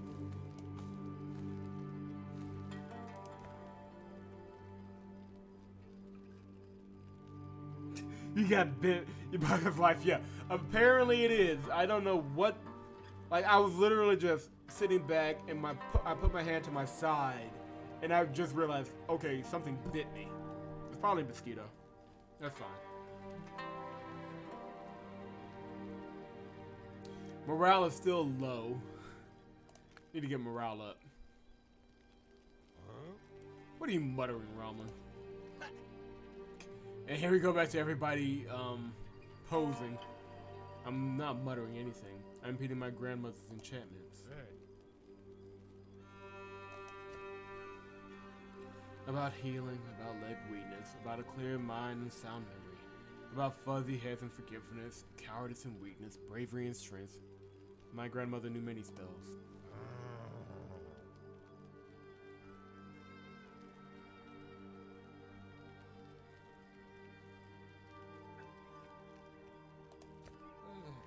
I don't know the right words to explain. You can't see it, but I see magic in different things, like grass blowing in a powerful wind.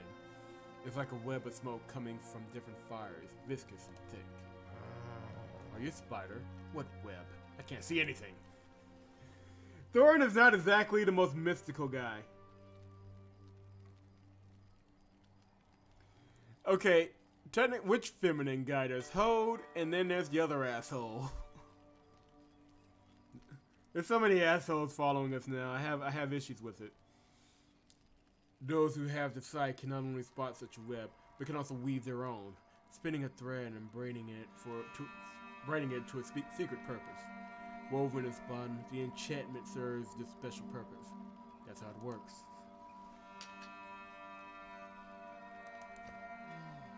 She taught me everything she knew. It's not enough to teach someone, though. You must be like a stone. You can spend a lifetime trying to learn how, but it's almost impossible.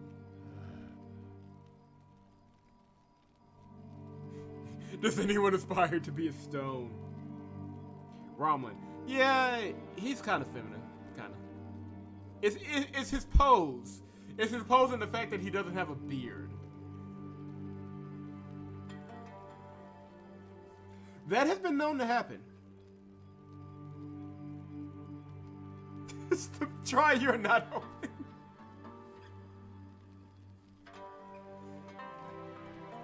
Like, you can see Thorn's hair is going gray up top, but it is possible because facial hair grays out before the hair on your head. Like, if you see people with longer beards, the tips turn gray before anything else. So I can't fault that style. That's been known to happen. Why didn't your grandmother protect herself when the incidents came to her village? Excuse me. She could have sung the right tune. She could have at least weakened their stance. She was very old and almost blind. She must have not seen them. Probably stayed at home until one of those instances killed her with a flying blade. Maybe just for fun. Yes, that's how it happens. There are times when great wisdom and experience fail in the face of a tiny, very sharp death. It's done differently. You can sing, brew potions, dance like a mad dervish. You can dress the wounds with stones. Everyone does it differently. I'm a weaver, but some things I can do by snapping my fingers. Full Metal Alchemist. Or he dies it. Or he dies it. I mean, I wouldn't put it past this game. So I snap my fingers for no reason. You can snap your fingers as much as you want. You can't accidentally unsheath a sword, as my grandmother used to say. I asked her the same question. Your grandmother was wise, Raman. Did she have a hard life? My grandfather brought my grandmother here from the Vandal Islands. She told me that when he died, she started building a house. She mixed clay with manure and straw. She dragged stones around. It kept her from going mad. My grandmother used to say that even if you don't know where to go, just keep moving. If you don't have a clear goal, you need to take steps that don't lead you into the abyss. Neither taking steps nor having the right goal saves her or us from the abyss. Because the abyss came from above. Well, that's a cheery way to end the conversation. Good going, Thorn. Good talk. Good talk.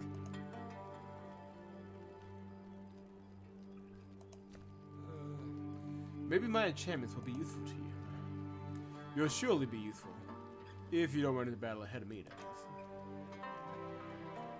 I don't think everybody else is good.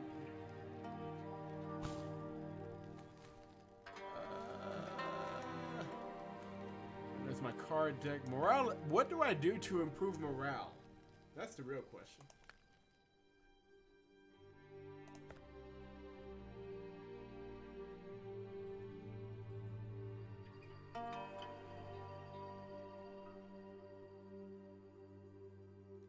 I don't think there's anything I can do to improve morale.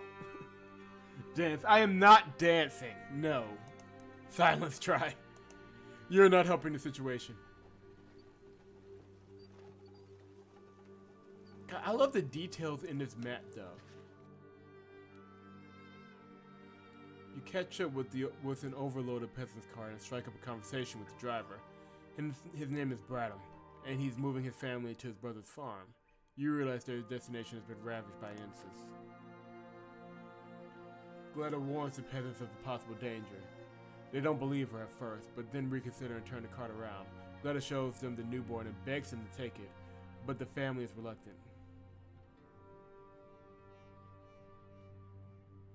Wow. Sup, they're giving up your baby. It's for the best, I think, because they're all pretty much sentenced to die. If they give the baby up now, maybe it'll have a chance. Steal all this shit.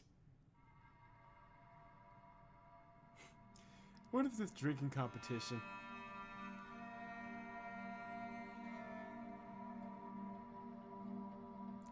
Like, there is nothing we can do.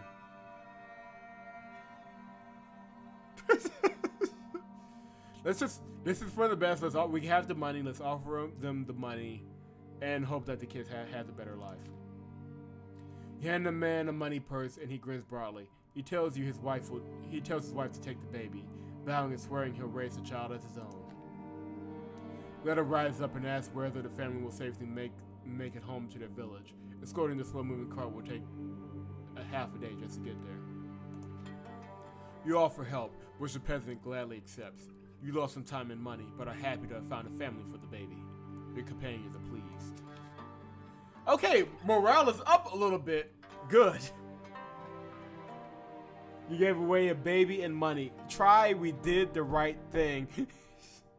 You gave away my... Sup, we are the Suicide Squad, Sup. We're all going to die. The baby has a chance to live now. This is for the best. Trust us on this. Yeah, we were supposed to give money. That's how we improve morale. It worked out. Or at least that's what I'm going to keep telling myself, because now we're missing a baby. I'm sorry, Sup. During a short rest, Hold and Sop step aside, speaking in hushed tones. Yep, Hold is the prince. You've grown tired of their lack of discipline. It's time they know how you feel.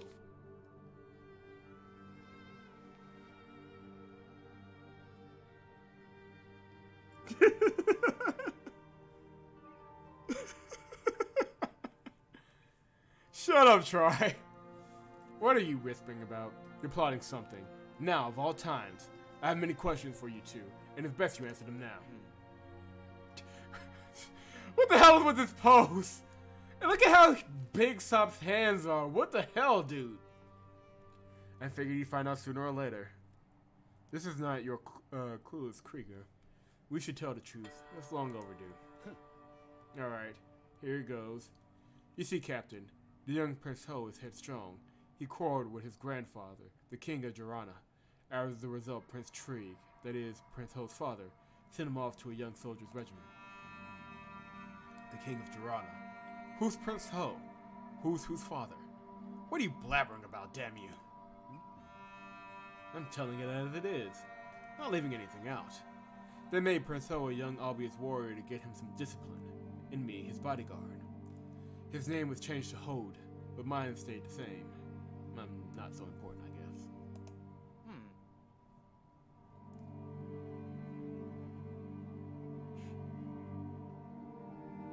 Who's on first? Try be careful. Sup is technically a moderator. I'm just saying. I don't want anything bad to happen to you, mate. Captain, you said yourself that it was time for a serious talk.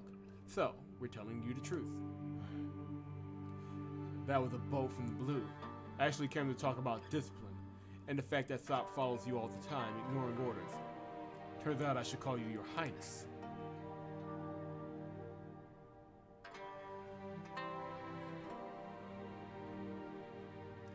I guess technically we should address the prince. Let's drop the title, shall we? I've been Hode to you, and Hode I shall remain. I prefer this name. Yeah, no, I completely understand. I wouldn't want to walk around being called Prince Ho either. It's called mutually assured destruction. Fair point, fair point. No need to flaunt my princely status. Safer this way. It won't make much difference. Won't make much difference. Do you have any idea what your family would do to us all if you die? All of your companions will face the gallows, not just Sop. It's not so easy to best me in combat. What do you suggest? Oh, excuse me, y'all. I'm not going back to my grandfather, that's certain. Not until he apologizes. You won't drag me to court by force, will you? Wait, what is he apologizing for? Hold, what happened? I think, we need an explanation of what happened between him and his grandfather. Like, what's going on? I have an idea, but I'm not going to say it out loud. That's a lot to take in. For now, Hode remains Hode. Everyone tries to stay alive. We travel as planned. If anything changes, I'll let you know. Okay, so... Oh, you cannot let your daughter... The double minnow. The Archvinner is this way.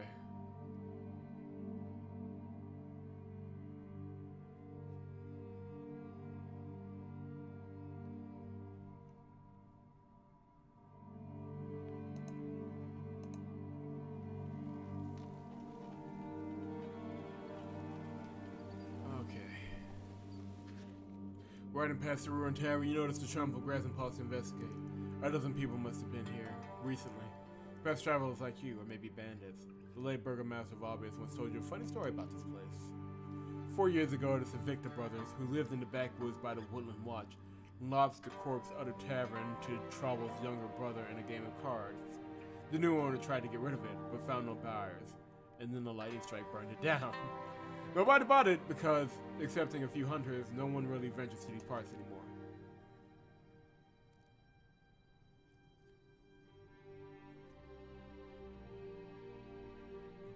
Why would I search the shrubs?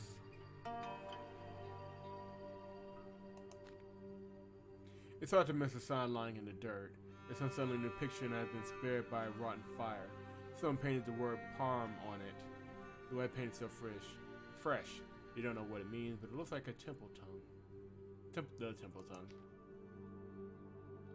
As expected, Fitz knows every tavern within a week's travel from Albius. It wasn't a very good tavern, he says. Not that many people around. I remember the sign most clearly. Cut on both sides in an ugly way. The Corpse Setter. What a name. In the shrubs, you discover an armed crossbow. An inconspicuous piece of string tied to it leads to a wooden sign on the ground. The crossbow was set up to shoot whoever unwittingly turned over the carved sign. The familiar and repulsive wooden sign still lies in the dirt. Like, this is obviously not something we should do. Like, it's very clearly going to kill me. We're going to do it anyway. There's a word written on the other side in the same white paint. Haxmanch. Were the bandits exchanging secret messages in Temple tongue? They can't be that educated. You give the Ruined Tavern one more look and return to the road. You're very tempted to stop by the Woodland Watch and ask the Victor brothers if the crossbow trap was their handiwork. One of your companions could have been killed.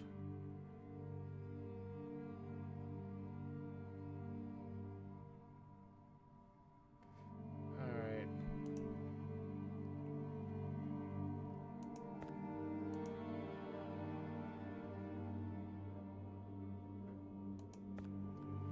Alright, let's go.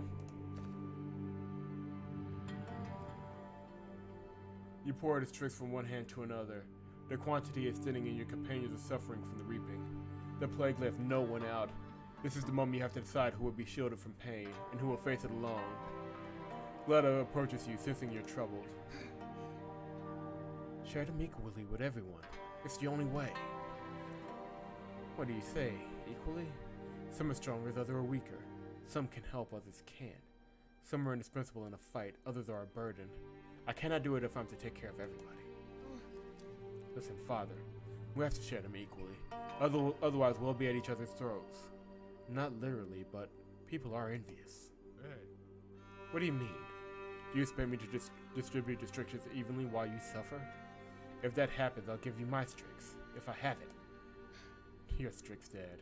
Your own. Not the strix you would have given to your companion. No, Gletta. Any commander would do what I'm doing. Buying victory at a very high price. You're a clever girl, but I'll have my way.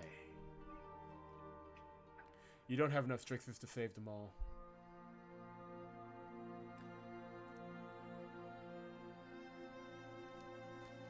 Because I'm saving Romlin. What? Okay, so how do I... Wait. Brett, I barely use in a fight.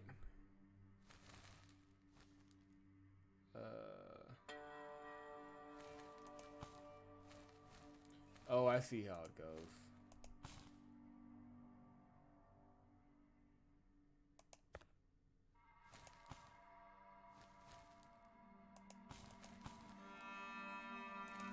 Okay, I see how it goes now.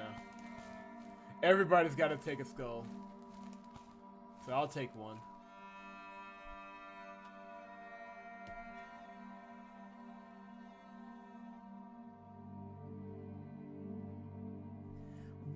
What the heck? Wait, what the heck happened in my chat? Sup, what did you do? Sup, what happened? What's going on? I'm literally just looking down and Try has just been... What is this? Oh. Okay, Flip will take some. Krieger. Hope has to stay alive. Brett. That'll be it. We're kind of the strongest ones will kind of take the hit here because they're the least likely to die. Stop, take one too. Pretty boy can stay alive a little longer. All right. Mod abuse. Like, sup, I make you mod for just a little while. 300 seconds. That's literally 5. You put them. You froze them for 5 minutes.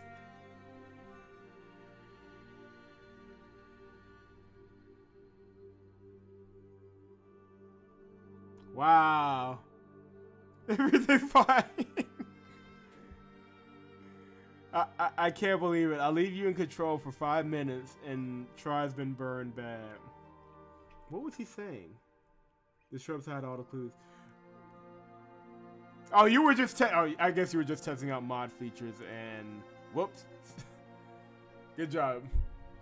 While you're preparing your setup camp, you go fetch wood. Lost in thought, you walk into a clearing already occupied by a small group of people.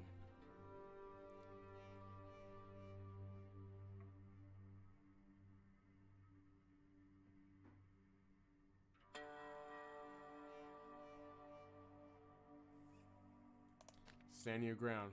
You realize the thugs have the advantage in numbers, so you start running as fast as your feet will carry you. The thugs follow, yelling. Your foot gets caught on the root, and you fall, hitting your head on a tree trunk. The din of battle pierces the surrounding darkness. Your companions must have heard the noise and come to the rescue. Great, and now I'm injured. There are no good choices in this thing, are there?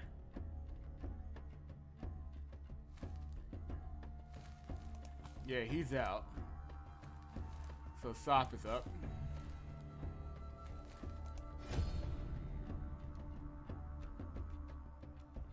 You're innocent. We'll see what Try says when he comes back. Alright, that's not too bad.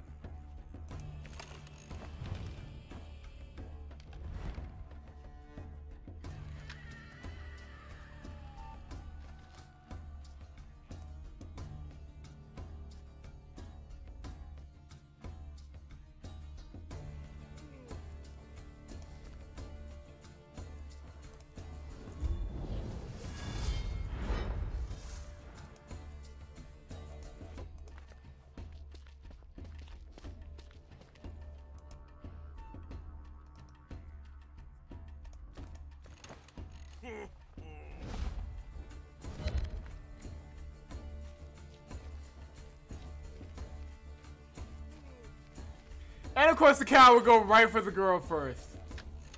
Alright, now you're gonna get it, man. I'm sorry. Well, I'm not sorry.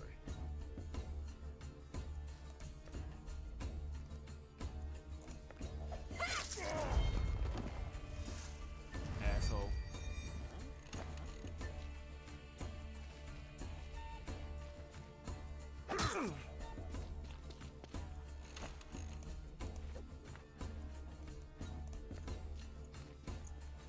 Right?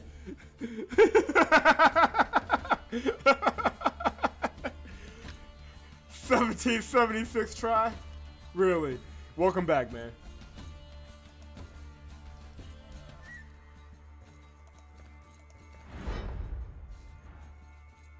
Yeah, Sop's gonna have to put in some work after this. First picture was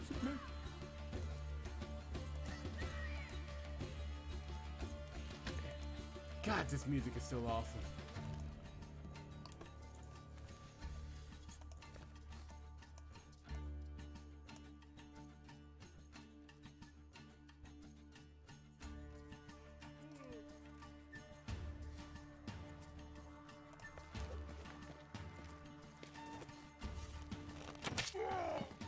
And down he goes. That's 2.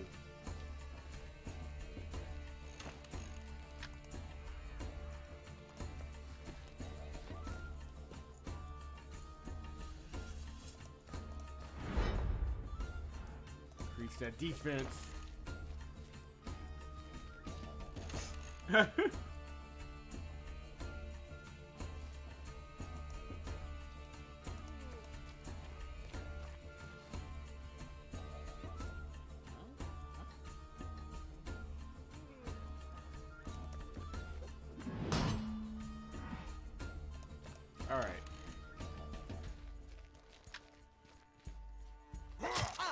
And because of subterfuge, that damage will now go back to you. Good job. You are a dumbass.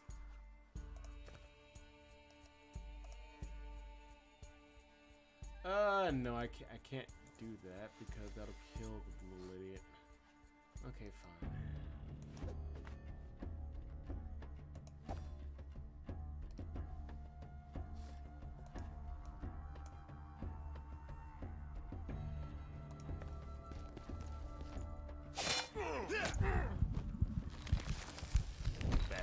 Back up. Back up. This game is sexist.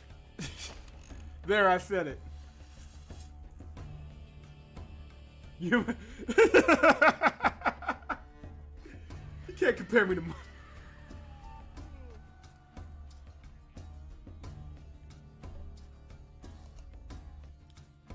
like sup, you're not sup, but dude, try, you're just as bad as Mike. How does that make you feel? Like, y'all are some cowards, man.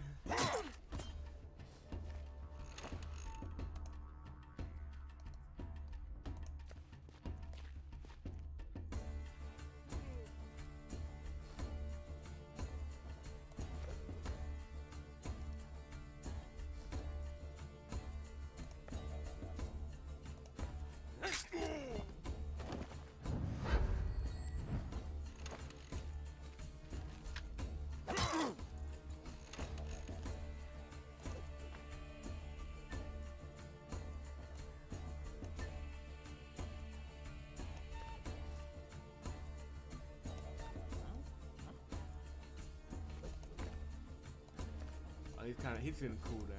Okay.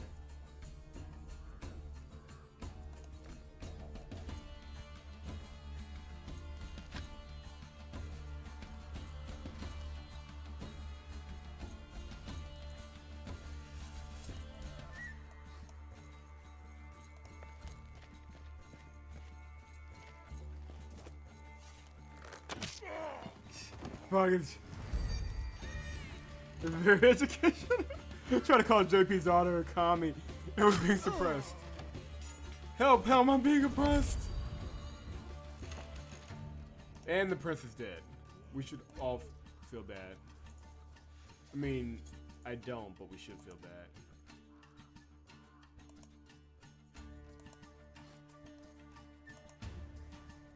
Is there nobody who can come over here and take care of this guy?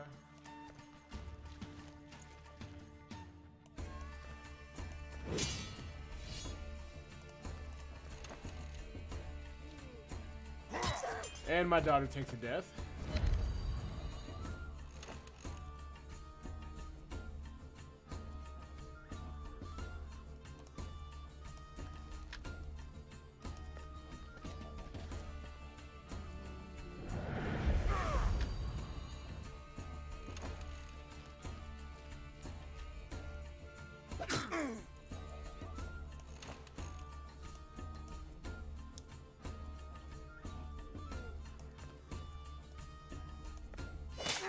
Yeah. If the difficulty was any harder, this game would kill me.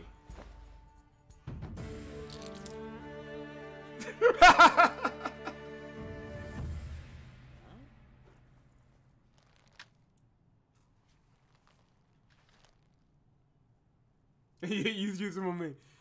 Try, you may have to revoke subs modding powers on your stream. I'm just saying on your channel because I'm sensing a pattern here.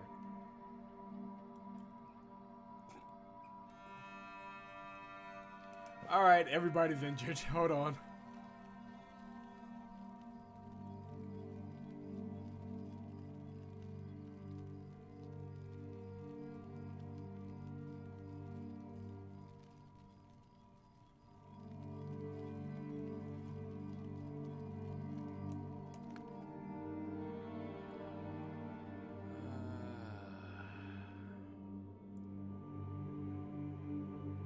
I don't think I have enough Strixes to continue down this road. But how do I don't think I can buy more.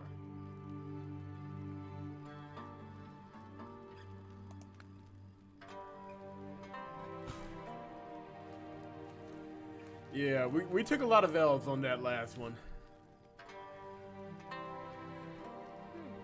You were so...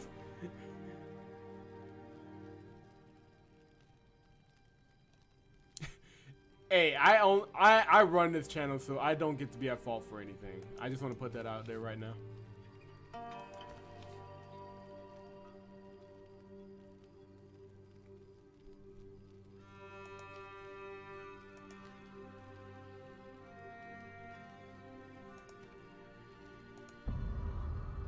That'd be good for her.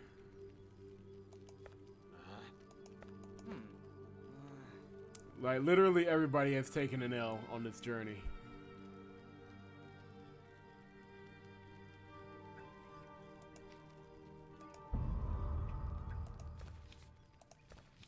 And I don't have enough Strixes to do any kind of healing.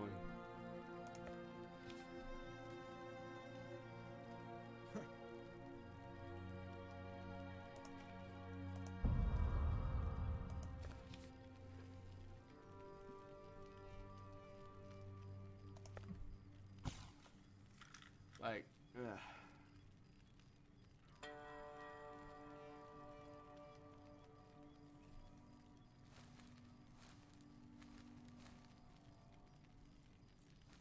Okay, I need to go get some Strixes. Because we got a lot of healing to do. Somebody should be selling those.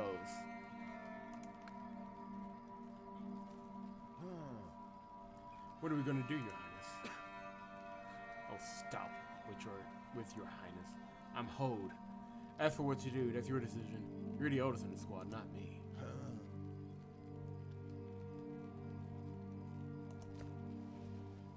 He had a cage of versus pigeons in the town hall. I can say all these complicated ass names, but I can't say pigeons. I didn't know him, but my father mentioned him once. You joined the regiment for a reason too.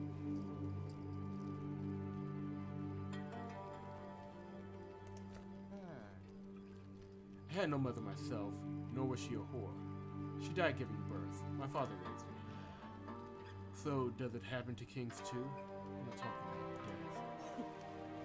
Yes, it's clear. You mean love. My grandfather was like that too. That's why my father was the only heir. Like me. Or heir, not heir. Pigeons are evil, thank you. My father made the choice. Do you think that a crown prince's only son just leaves the palace whenever he pleases? Obviously, it's a quiet place, close to Tirana. And let's hope that nobody finds out.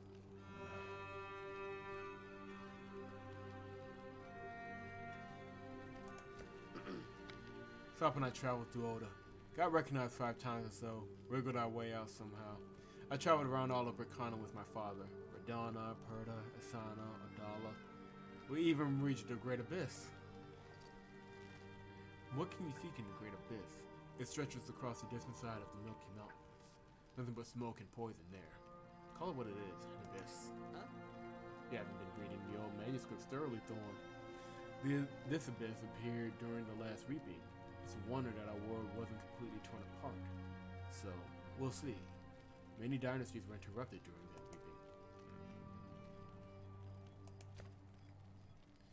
reaping. It's better to be a soldier of Albius Regiment. Right.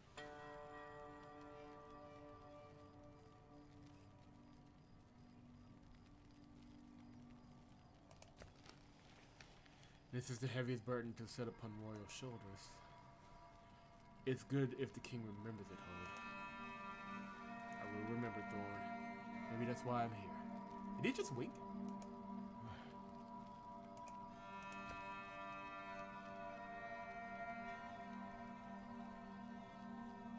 Holy crap, we've gone 2 hours. Hold on. Sup, thank you for coming by the stream. We're gonna finish the conversations here. We're gonna probably call it a night too. Thank you very much, Sup, and thank you for blocking Try. That was a terrible mistake, and I'm sure he will get his revenge sooner rather than later. You better not tell her that. She won't care that you're a prince. Comparing her to a fine blade is another matter. That's right, a precious blade.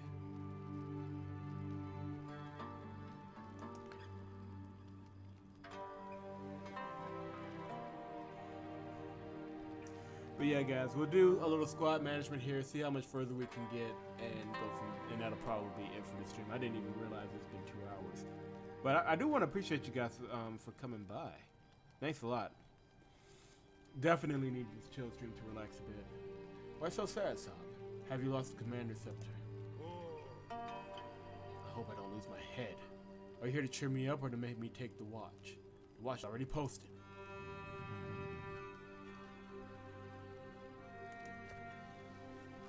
I'm not 18, I confess. Add 5 more, you're on the money. Hode, on the other hand, was honest about his age. I'm telling you, he'll be a great warrior at my age. Well, it doesn't matter.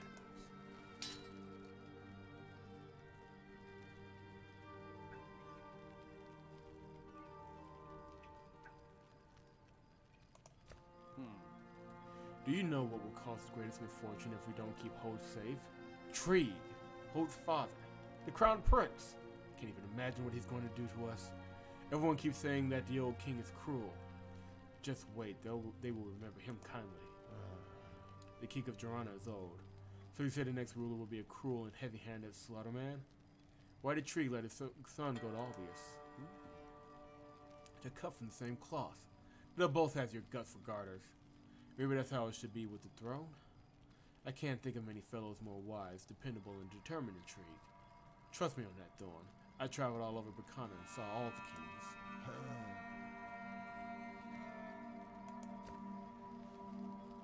You're not a woman to be comforted. Yeah, that one's coming, it's just not coming yet. My parents are common folk. My father is a man of duty. Watched over the main tower of Jura 5 years ago. He was proud of me. My mother is a fair trader. Her father sailed trade ship caravans from Balder to Radana.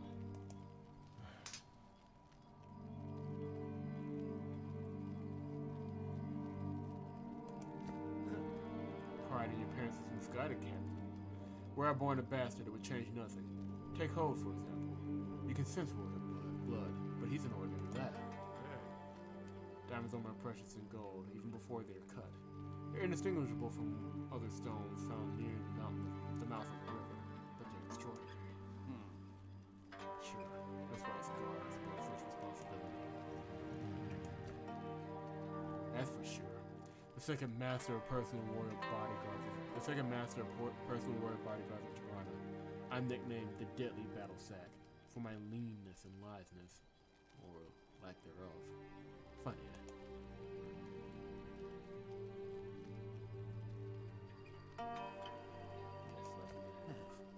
Yeah, me too. When Trigue chose me from the best of 200 warriors of Jirana, nobody would guess that I'd have to protect his son from the Reaping, on top of ordinary threats. Hode agreed with his father's choice for a reason, too. Why did Hode like you?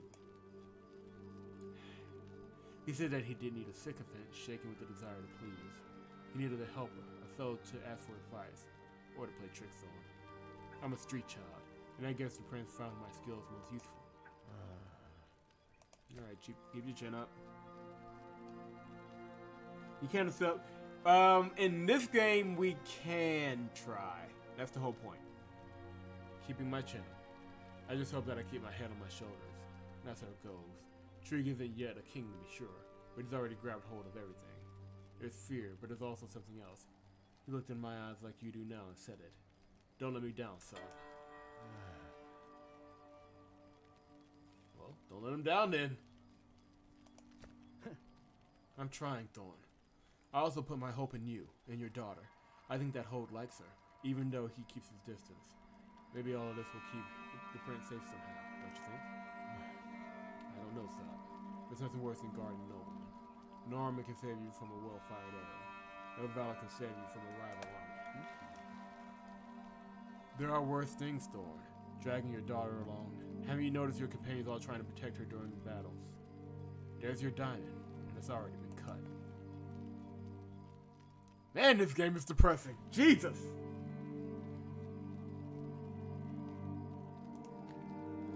Flip finds the next bit challenging. It's tricky, this one. Parm is to run, and Huxmarks translate to as risk, but not in the literal sense. Altogether it reads, it's too late to run. Great. Alright. So the road should take us to this village. Hopefully we'll find some Strixes there. Ah, damn it. Like, somebody's gonna die.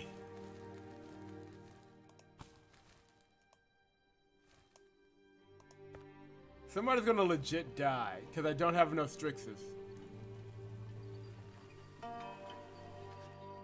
You ride past a tower that looks abandoned. You are surprised when a richly dressed man emerges and beckons you. You have your doubts, but you ride closer.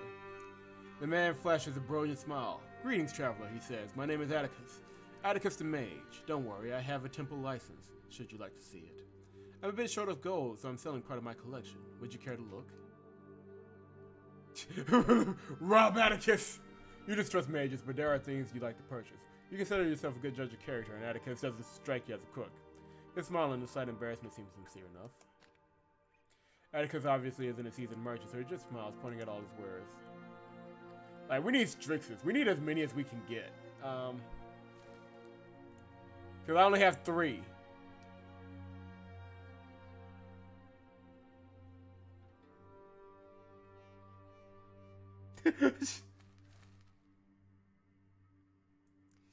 The kid is safer this way, Kita. How's it going?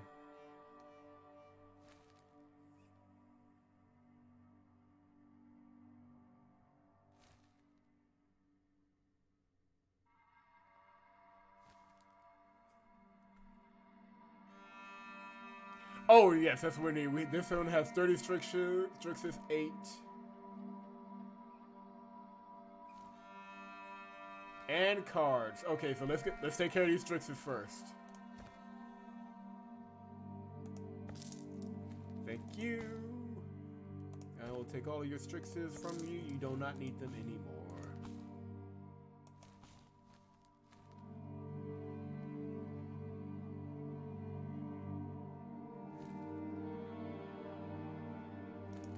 Let's get that. And this to build up the deck. Alright.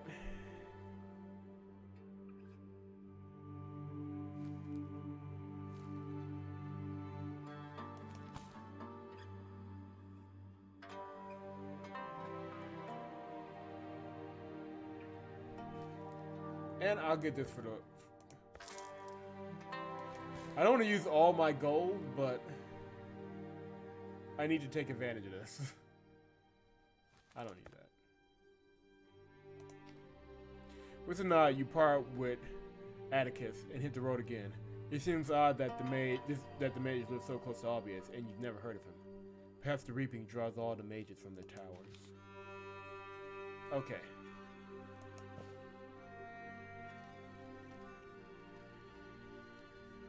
Yeah, the gold is the money. Strixes are basically what we need to resurrect or remove or to heal our party from injury. So, let me show you. So as you can see in the squad management screen, a lot of red skulls are on a lot of characters. As you can see. If we had enough Strixes, which I believe we do, yeah, we have 23. So we'll be able to remove some of these red skulls. So what I'm going to do to show off here.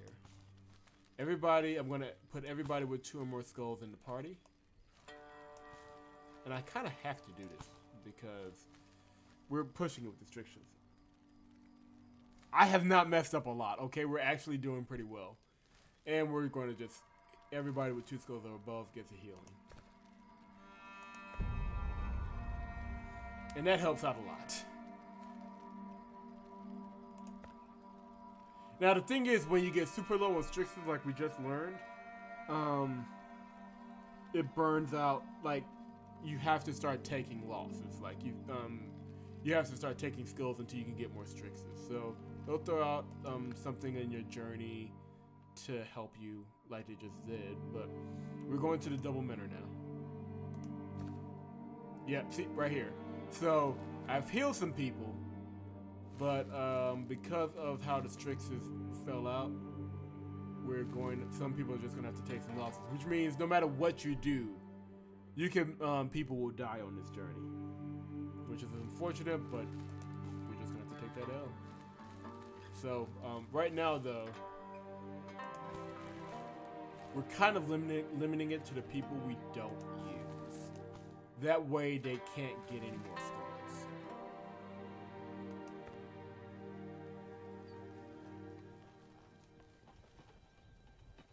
But it's a very fascinating way to manage things. As you approach the double manor, Brett points to the gate at the stockade and cries, "It's the Instants! They're storming the gate!" You decide to strike the abomination from behind with your companions. Soon it becomes clear that the stakes which made the Instants dismount will be in your way as well. You'll have to fight the Instants on foot. Alright.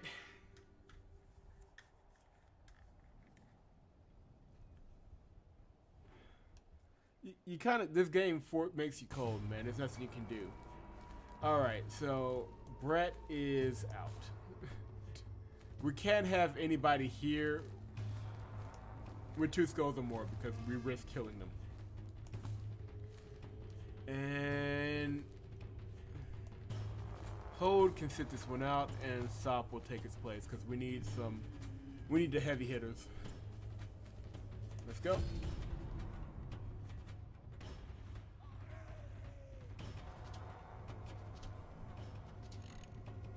Okay, this one isn't too bad. It does look like they have an archer in the back, but we are not lacking. So let's get organized here.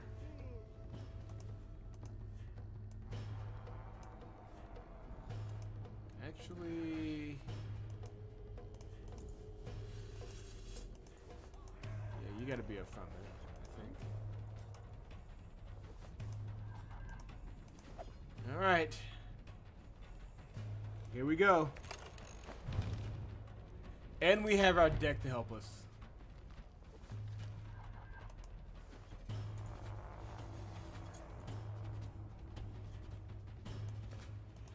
Let's up that defense. Oof, okay.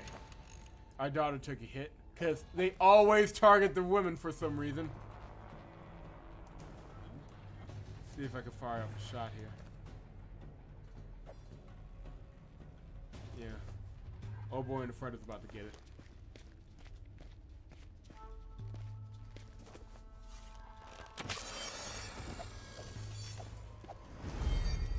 I think I just pissed him off.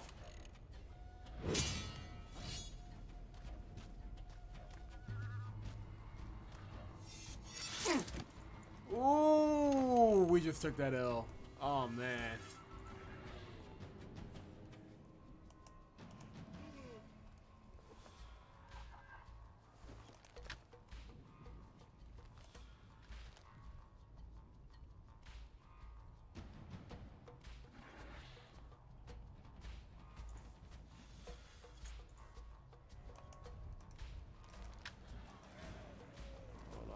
Hold on.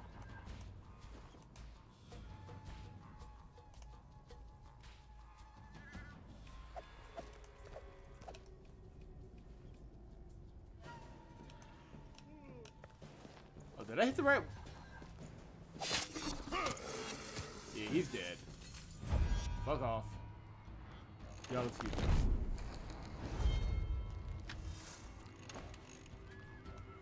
Alright, so, okay, good. Cards. What do I got?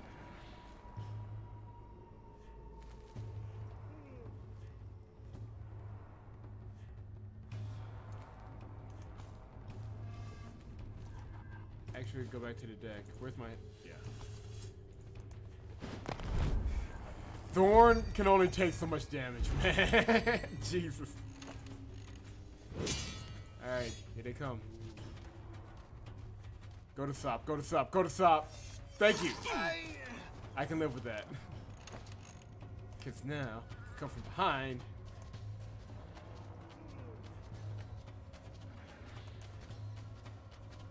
Nah, I can't do that much damage. Sop, take care of business, man.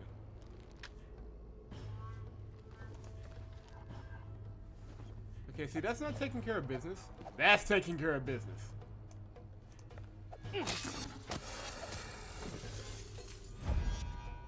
Alright, 3 down. 3 to go. We're hanging in there. And Flit is down. Dang it, I needed my archer. But that's okay. We're hanging in there. Old boy is still in cooldown mode. Great. That's lovely. Cooldown. Alright, Gletta, you're up.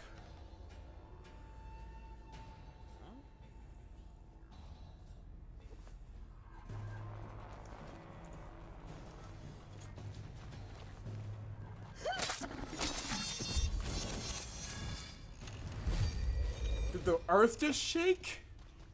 That's not a good sign. Ah, Thorn goes down. Good lord. Try if the we're going to the cards for this one. If the difficulty was any higher, try, I'd already be dead.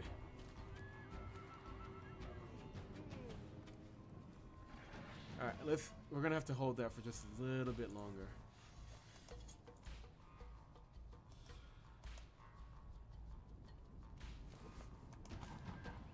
Nah, it's best unit now.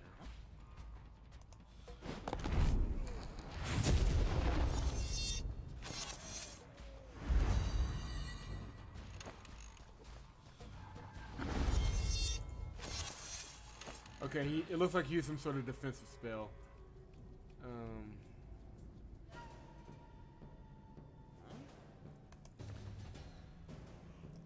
That can kill him. We're gonna use it.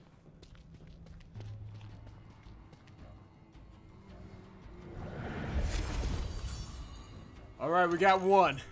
One to go. Asshole! But my girl survives! Yes! Greta the badass. Alright. Sop's gonna have to do some damage.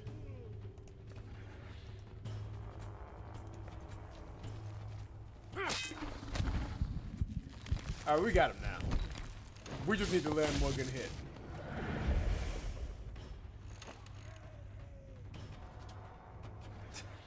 Try, shut up. Shut up, shutting up. This is why you're not a mod. Alright. Made it. And we got Strixus. That's exactly what we needed too. Because we're gonna have to do some healing when this is over.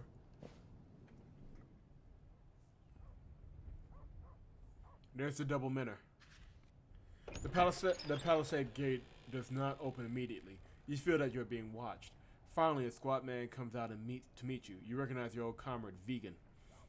You have fought in many campaigns together. Vegan hurries towards you. Thorn Brennan, by thunder and lightning, I could not have dreamt of seeing you here.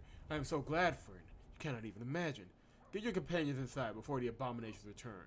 There will be another attack.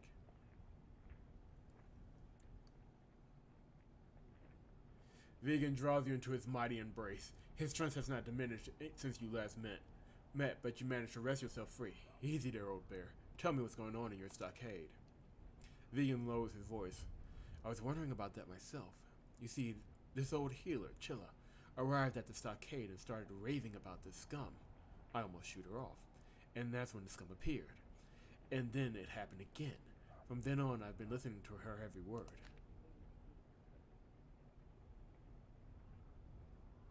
Only some people. They're only mostly dead. They're not completely dead. Only mostly dead. The chief watchman makes a helpless gesture. They distracted us, those sons of sea urchins. Some of them climbed over the palisade on the other side. It took some time to beat them back.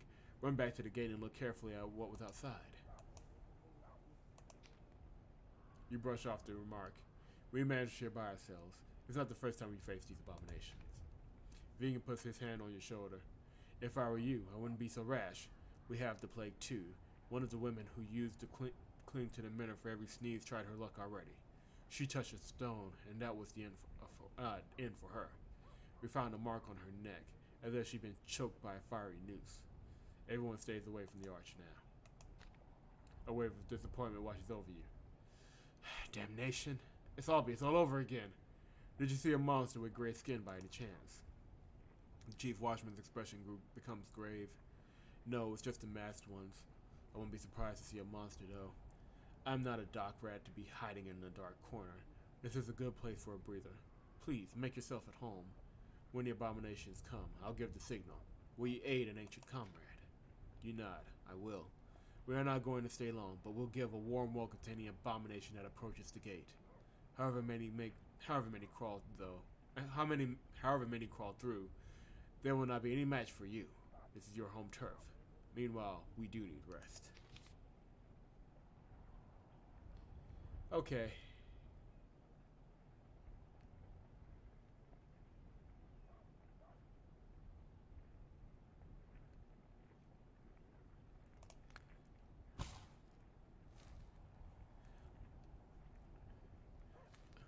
Let's level everybody up first. How does Flick... Well, I guess it's about time.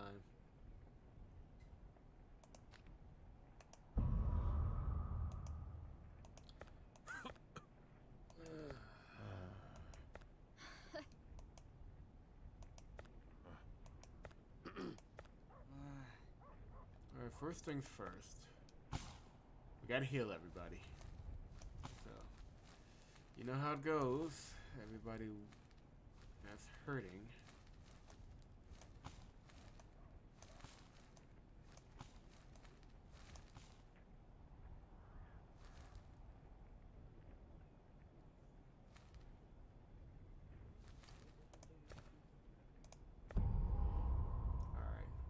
That's a bit more manageable. Let's look at these items right quick. Okay, I see how this goes. I gave the necklace to Gletta. That's gonna help her. I wonder who we should give this earring to. I may have an answer to that, but I'm not gonna go that far yet. We'll leave it be.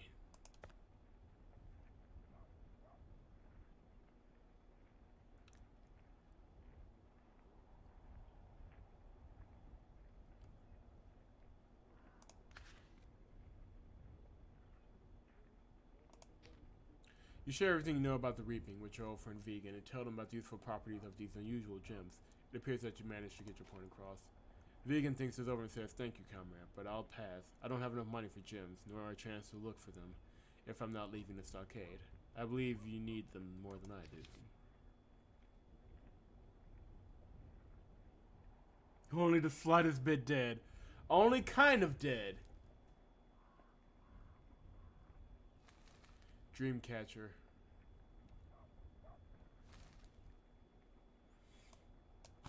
Like, we need literally anything with a Strix in it, we need it.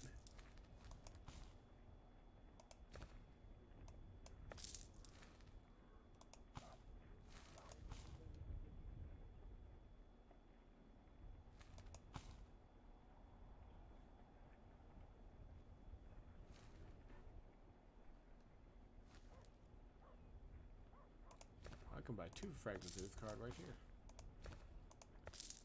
Yeah, that's not too bad. And okay.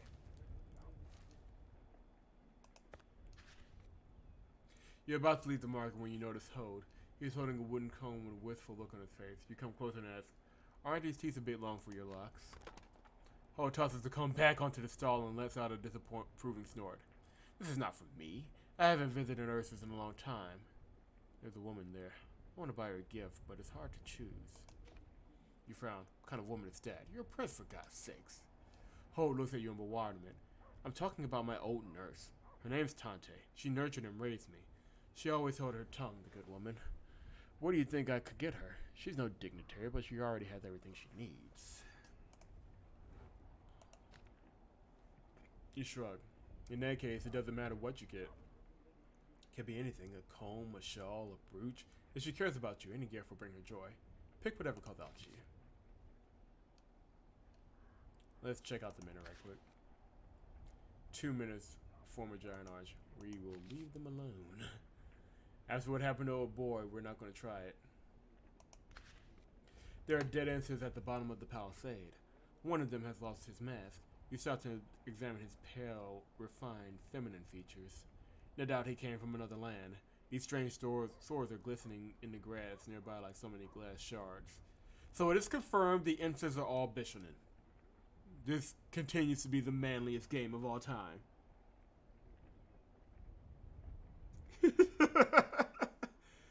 Kid, have you forgotten that this is the manliest visual novel of all time? Can't be having a guy buy a comb for his own hair. Not here. This is Ash of Gods, man. You notice Fritz shambling among the bodies. He stoops, picks up the curious weapon of the Enses and stares at it intently. You approach the boy. I see your curiosity has overcome fear, no? What are you looking for? Checking ink marks against bloodstains? Why are these Enses so intent on getting to the Miners? There aren't that many of these abominations. If every kingdom of Rakana sends just one brigade to every stone, the Enses will not stand a chance. Can your manuscripts explain this? That I cannot answer, Thorn. Either I haven't read enough, or even the scribes fall short of such knowledge. It has been noted, though, that Enses often appear by the sacred stones once the reaping begins. Since they seem to come out of nowhere, walls cannot stop them, and men have a hard time fighting them. I don't know what to make of this anymore. I have always thought those legends were nothing more than tall tales, or telltales. But these events proved me wrong. Rack your brain. You might remember something. We need every bit of knowledge that might help us. That's why I'm wandering here. I would gladly consult my scrolls, but I left them all in Oda. If anything useful springs to mind, I will come to you at the Double Captain.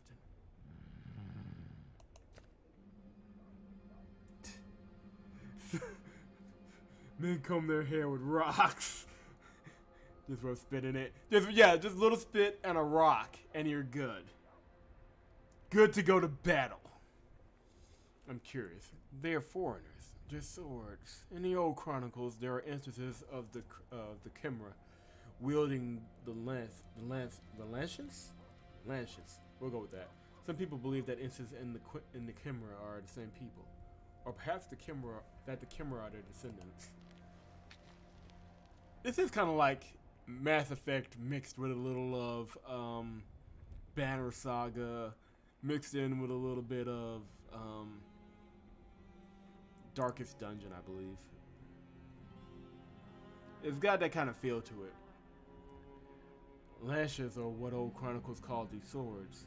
The wielder, they say, commands his sword by pure thought, but the lash wouldn't answer to just anybody. The Chimera, well, they are a nomadic tribe that lives on the other side of the Milky Mountains. Legends of the Chimera are abound, which I would have brushed away as old wives' tale, but now I'm not so sure. I have to go. So, 2 more people, and that may do it for tonight. You keep staring at the arch. Never seen a double manor before, have you? No, I haven't. Never even ventured so far out into these parts. That being said, I have heard of such a manor. When I was a kid, Granny told me a story of a warrior had walked between 2 manors and was rejuvenated.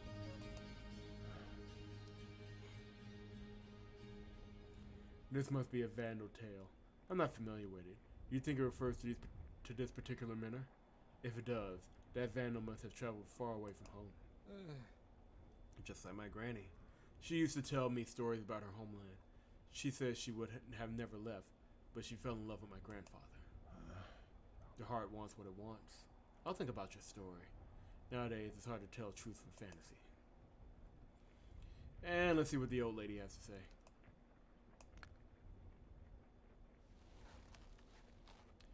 Good day to you, Chilla. My name is Thorn Brennan. I arrived here just recently, but I have heard so much about you. Could it be that the gods have sent you to my aid? Or is it pure coincidence? Nothing is coincidence, Thorn. I am my own master, and I don't run others' errands. But you're here for a reason. The guards have probably told you many things. What do you want? Frog, I plan on finishing this game. It won't be easy, and I will have to get on a solid streaming schedule soon in order to do it. But I do want to finish this game. I'm enjoying it a lot, I have to say. You must already know what I want. It's not every day that one meets a seer, let alone a seer whose prophecies come true.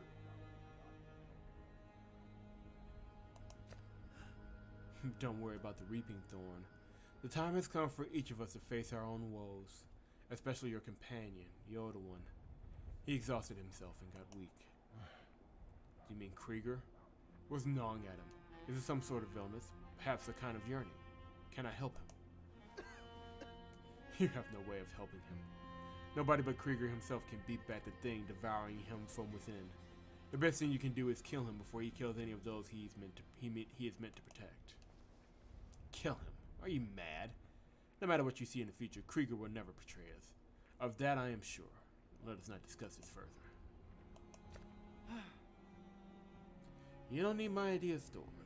From here, the only way is to Ursus. Try your luck there, though I know not whether it'll be on your side. If every mineral is imbued with poison, we shall find no cure in Ursus. Or is there something else, apart from the stone? What awaits me in that city? It's not what, but who. Look for Unda, the healer. She may be the only one who can help you. Alright, I shall pay her a visit, unless she has disappeared from the city again. Chilla, I'm sorry. Is it possible I have seen you before? We have never met, of that I am sure, but there is something oddly familiar in your eyes. I have wandered far and wide. We could have encountered each other. In my age, details escape me. Here, put on this bracelet so that I recognize you next time. These are not Strixes, but not pebbles either. You'll find them useful. Do not take the bracelet off. If you chance upon Unda and Ursus, tell her that the source must be preserved. Remember verbatim, the source must be preserved. I will. And thank you. I guess I should go now. Find Father before he starts getting worried. And that was interesting.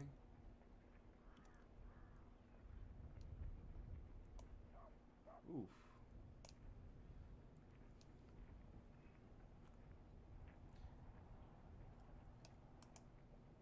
I'm gonna try and touch it.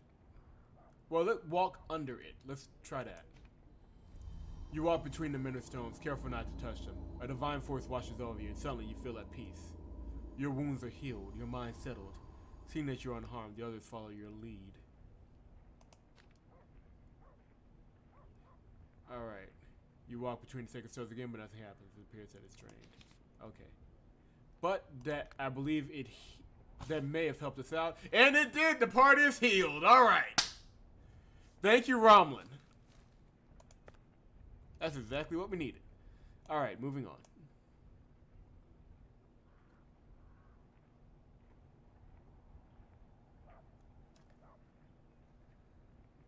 That saves us a little bit of time and Strixes. Dang, technically I used a bunch of Strixes then when I didn't have to. Oh well. Hey. Why are you sitting here all by yourself? Are you ill or just sober? Your face is ashen. Is an old wound aching up? Ladies and gentlemen, Javier Bardem has returned to us. Some wounds are afflicted from within, Thorn. It's like ice in my chest. I have to tell you something. And obvious, I deserted. I abandoned my post and my men. I should have stood my ground when shit started happening, but I chickened out and bolted as soon as that Reaper thing vanished. I ran for my life and into Fisk, and that's when my shame caught up with me. But the fear is still here, eating me up from the inside. You need rest, my friend. Take a breath and put this nonsense out of your head. I know I can always rely on you. Nah, that's better. Get yourself together and return my right-hand man Krieger to me. Deal? Alright, Thorn. I'll do my best. Okay, we're gonna have to watch Krieger. He's gonna be a problem. How many years has it been, vegan? About 10? I thought you'd be captured by now. Why didn't you apply yourself elsewhere? I'm surprised to find you here. That is a big dude. It just happened, Thorn. After that Palayan campaign, I served under your brother-in-law, Brand Victi. I'm lucky I managed to get out of the capital. He didn't like me, that Brian Victi. Might have been my wagging tongue. Might have been our friendship. So, no, I didn't attain the rank of captain. That's unfortunate. Why didn't you find me?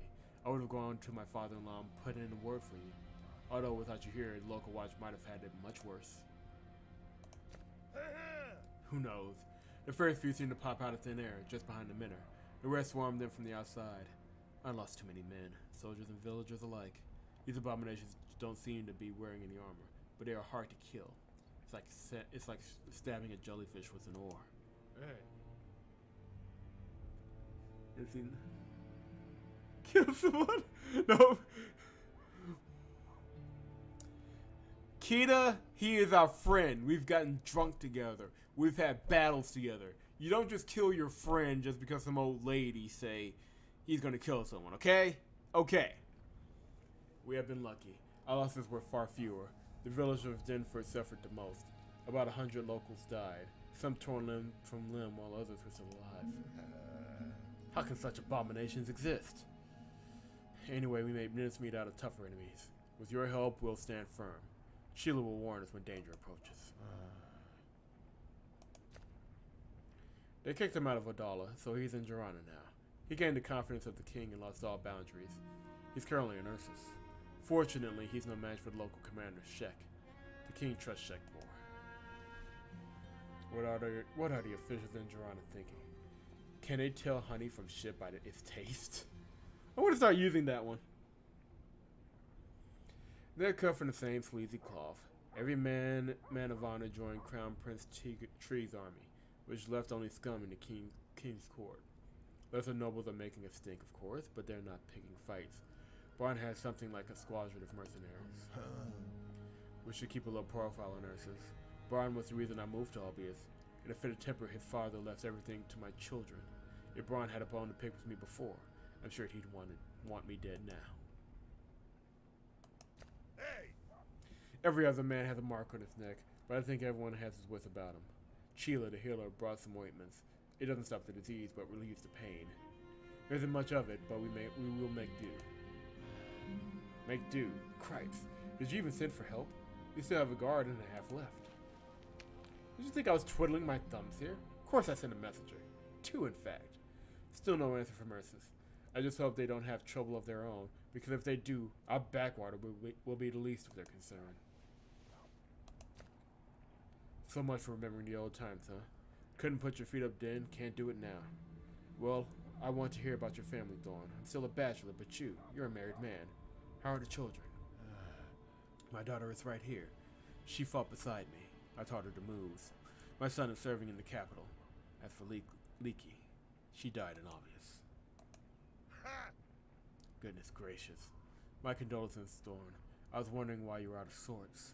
Forgive me, friend. I'll stop pestering you. Alright. What do you guys say we save it? Or, no, this one, I believe this one auto-saves. Or, hold on, let me try. Yep, auto-saves. It either auto-saves or saves before battle.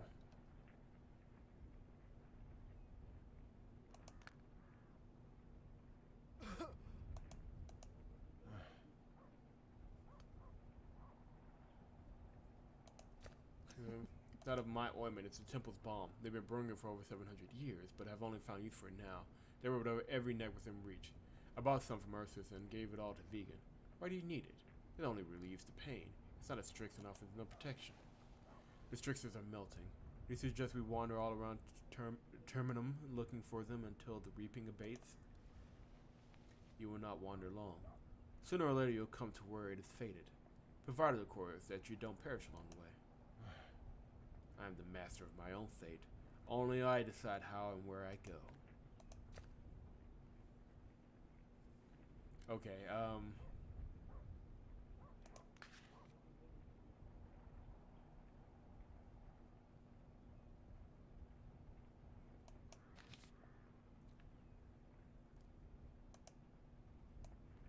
I've contacted everybody. I really don't need anything else from the market. I'm not going to touch the minnow. Talk to Trent. We'll wait. You doze off a little, waiting for the enemy. Finally, the sound of the horn raises you from your slumber. You'll give these abominations a proper reception. Just before the battle, you notice Krieger stumbles and clutches his throat. When he looks up again, there's nothing but madness. Oh, great! Everything is not fine. Krieger's gone mad. Oh, crap. Not Krieger.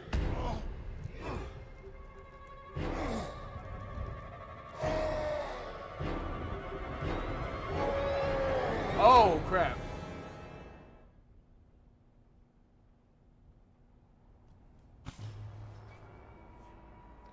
Yeah, we got a problem now, y'all. We've got problems. They took my boy Krieger.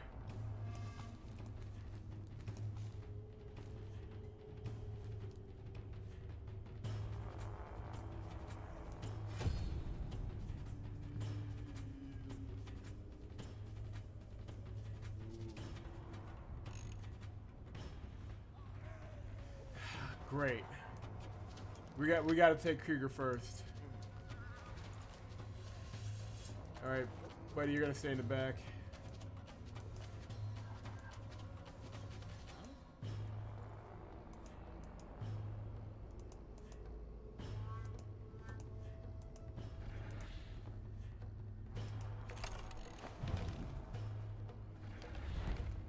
Old friend, I'm sorry it has to end this way.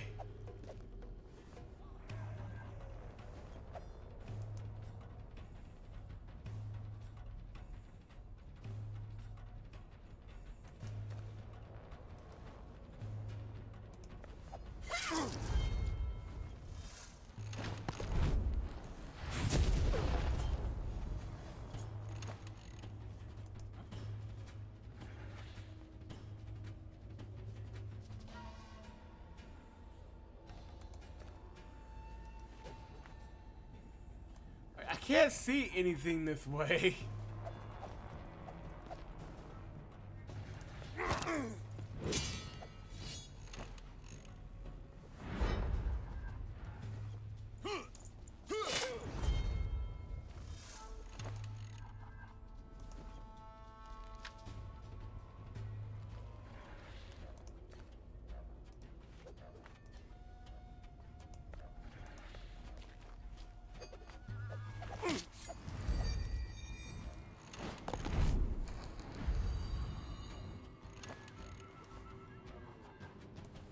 Wait a minute.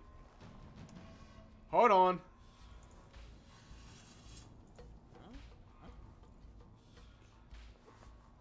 Help him back with the power of friendship. Use the social options. Okay, I've weakened him, but he's not attacking us at all. Well, he attacked the girl. But maybe. Just maybe.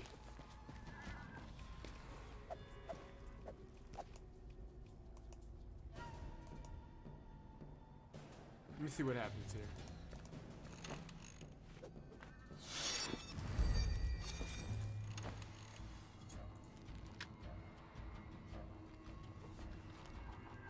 Okay. Okay.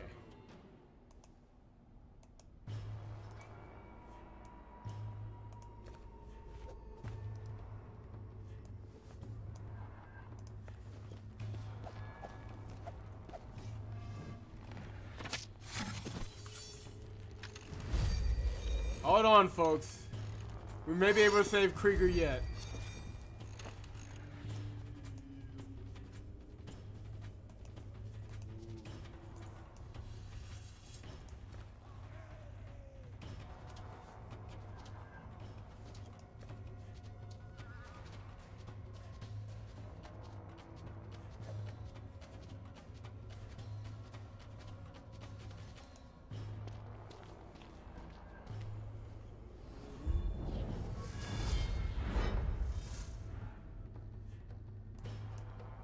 If push comes to shove, we'll kill Krieger. But as long as he's not attacking us, we can go after the Ensis.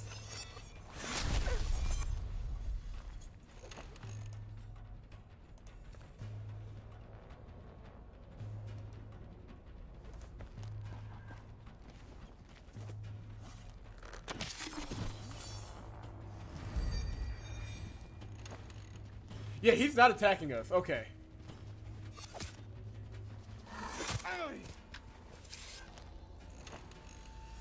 I'm not trying. I was murdering my friend because I wasn't thinking. Then I started thinking about it, okay?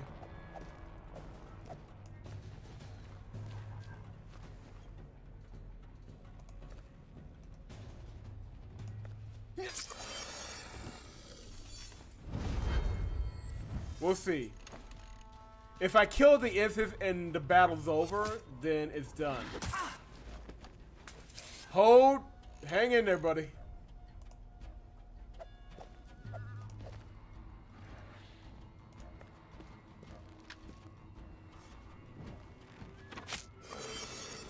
One more to go.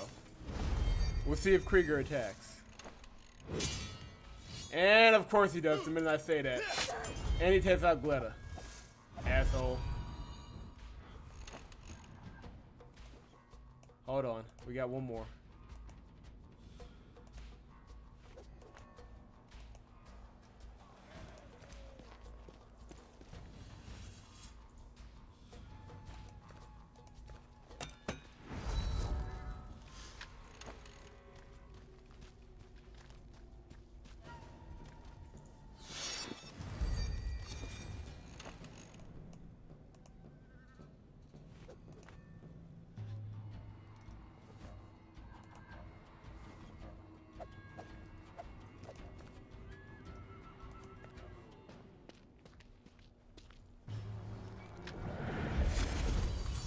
Alright, that's the last inch. Yep, I gotta fight Krieger. Damn it!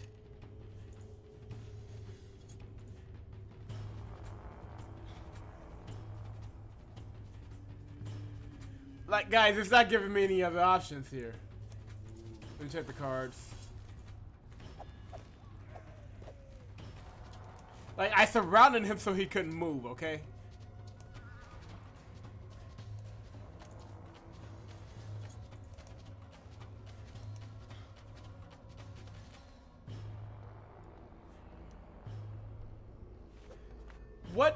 Okay, hold on. What talk menu? Just give him a hug. Try shut up! What talk menu should I use? That's what I want to hear. Go ahead. Explain the talk menu.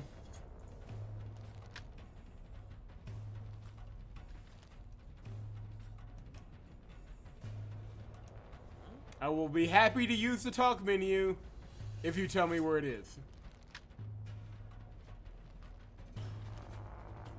Gladly use the talk menu. Let's see. Fight back, parry, knockback, intern, anger, shelter. It is not here with the other options. What are you looking at?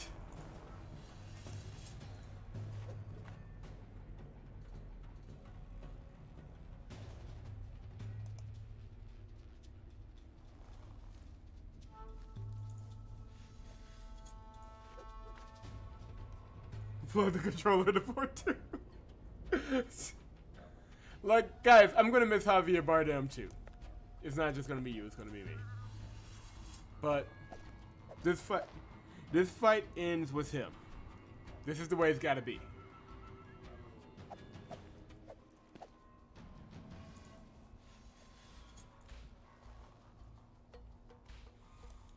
I'm sorry, Javier Bardem.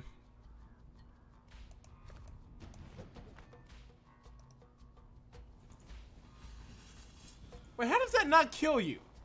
Hold on. Okay, now we're not gonna go with this one then. Okay, does nobody have an attack strong enough to take him out right now? What? That's interesting. Alright,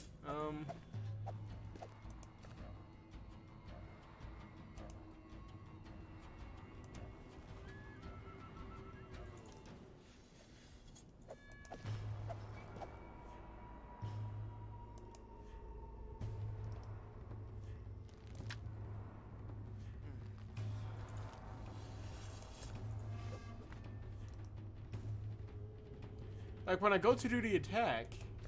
Okay, there it goes. And I killed one of my own soldiers too. So that happens. Like.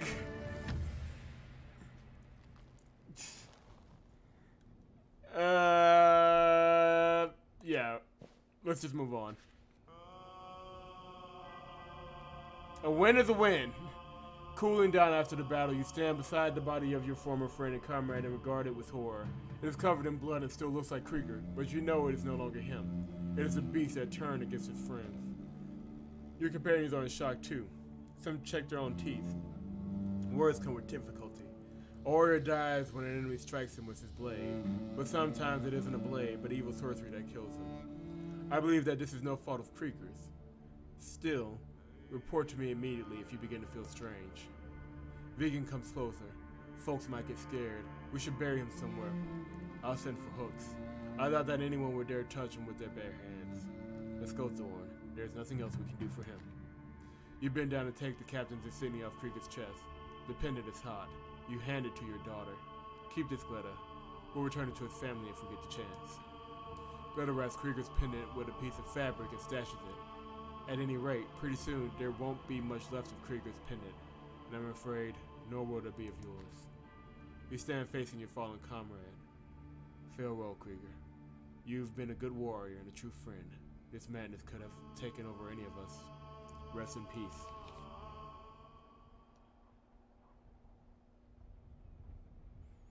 Well, that was depressing. Ugh. Like, why did it have to be Krieger, man? Come on. Well, Sub's baby was unfortunate but necessary. Krieger was Krieger, man. Krieger was cool. I like Krieger. He didn't have to die. Like, I feel some kind of way. And I'm assuming it's random. Like, I'm assuming. But, man, what a way to go. Poor Krieger,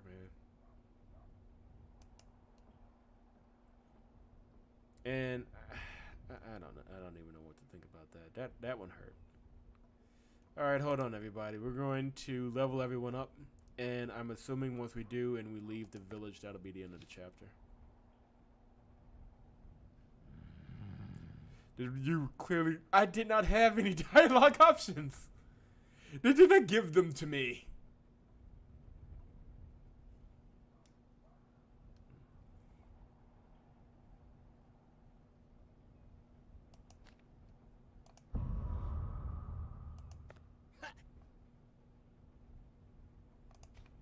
Yeah, we're gonna need that. That power comes in handy.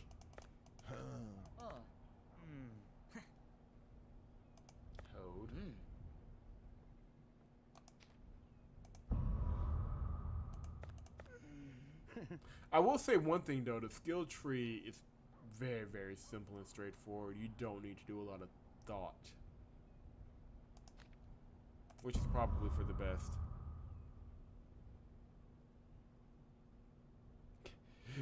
The Paragon options.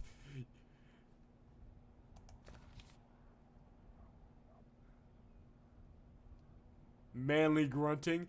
I do believe that is already a stat that everybody has. Let's not play around with that. Everybody has manly grunting as a stat, okay? Is there anything else in the market we need? I say we go kill the old woman. Like...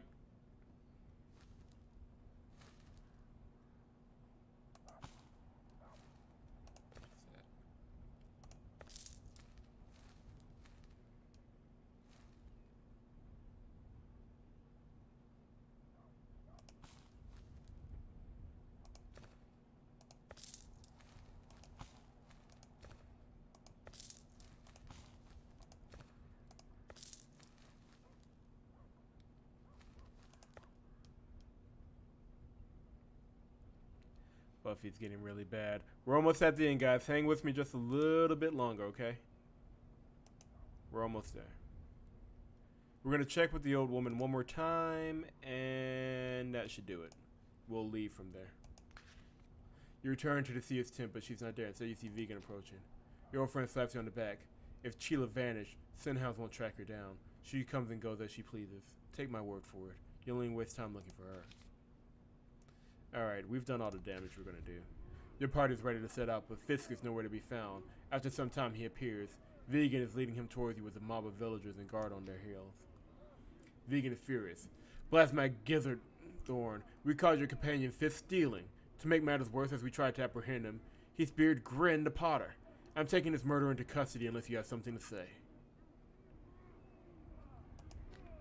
You tell Vegan that you are delivering the scumbag into the hands of justice of this kingdom. Your ancient comrade is taken aback, but he takes the criminal into custody. Your companions are disheartened by your decision. In enemy territory, a campfire gives warmth, but the cold gives protection.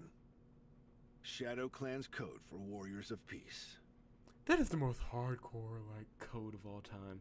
Yeah, we're gonna leave Fisk mostly because, and I may go back and redo that one actually, because we do kind of need somebody when the strix get low to take the hits, and that's been Fisk. But fighting for him at this point doesn't seem like a smart idea.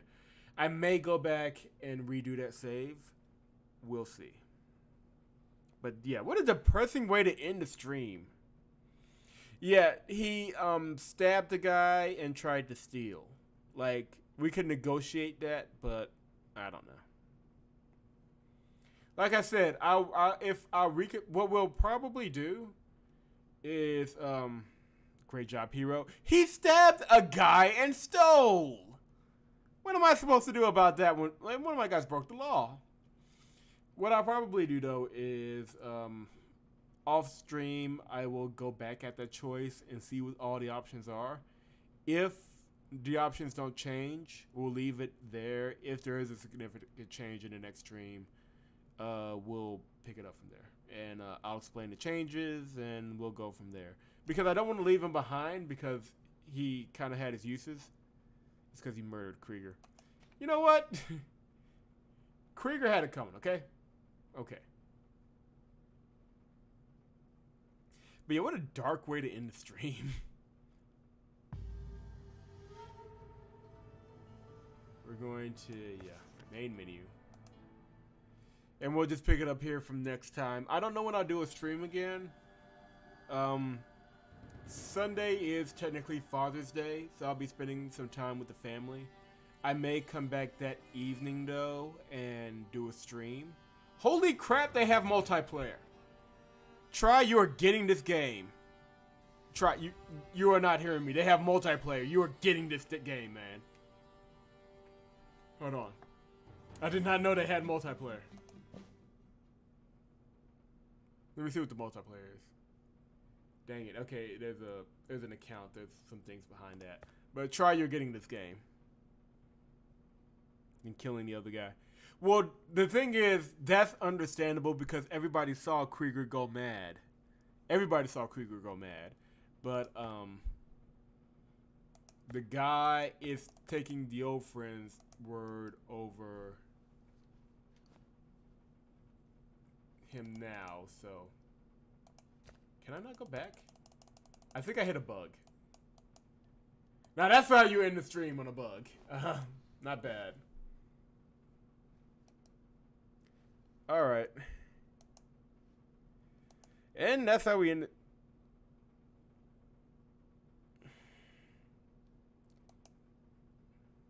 I think that had a different effect than we're willing to admit. Okay. We'll do that later. We're not gonna worry about creating an account now. So yeah. My attempts to force myself into multiplayer. That's how this one ends. But thank you guys so much for coming out to the stream. I appreciate it. Like I said, Sunday is Father's Day, so I'll be spending time with the family. If I feel like it after that, there'll probably be another stream then. If not, expect a stream Wednesday or next Thursday. We're going to try and get back regular with this because I like this game a lot and I do want to continue it. But we are going to have to be far more strict about it. if we're gonna make it happen. All right. Oh, Frog, it's no problem at all. I understand, but I appreciate everybody for coming out. Thank you very much. I am going to hit the hay. It's 3-hour stream. Thank you guys for coming to hang out. I will check y'all out next time. Take it easy.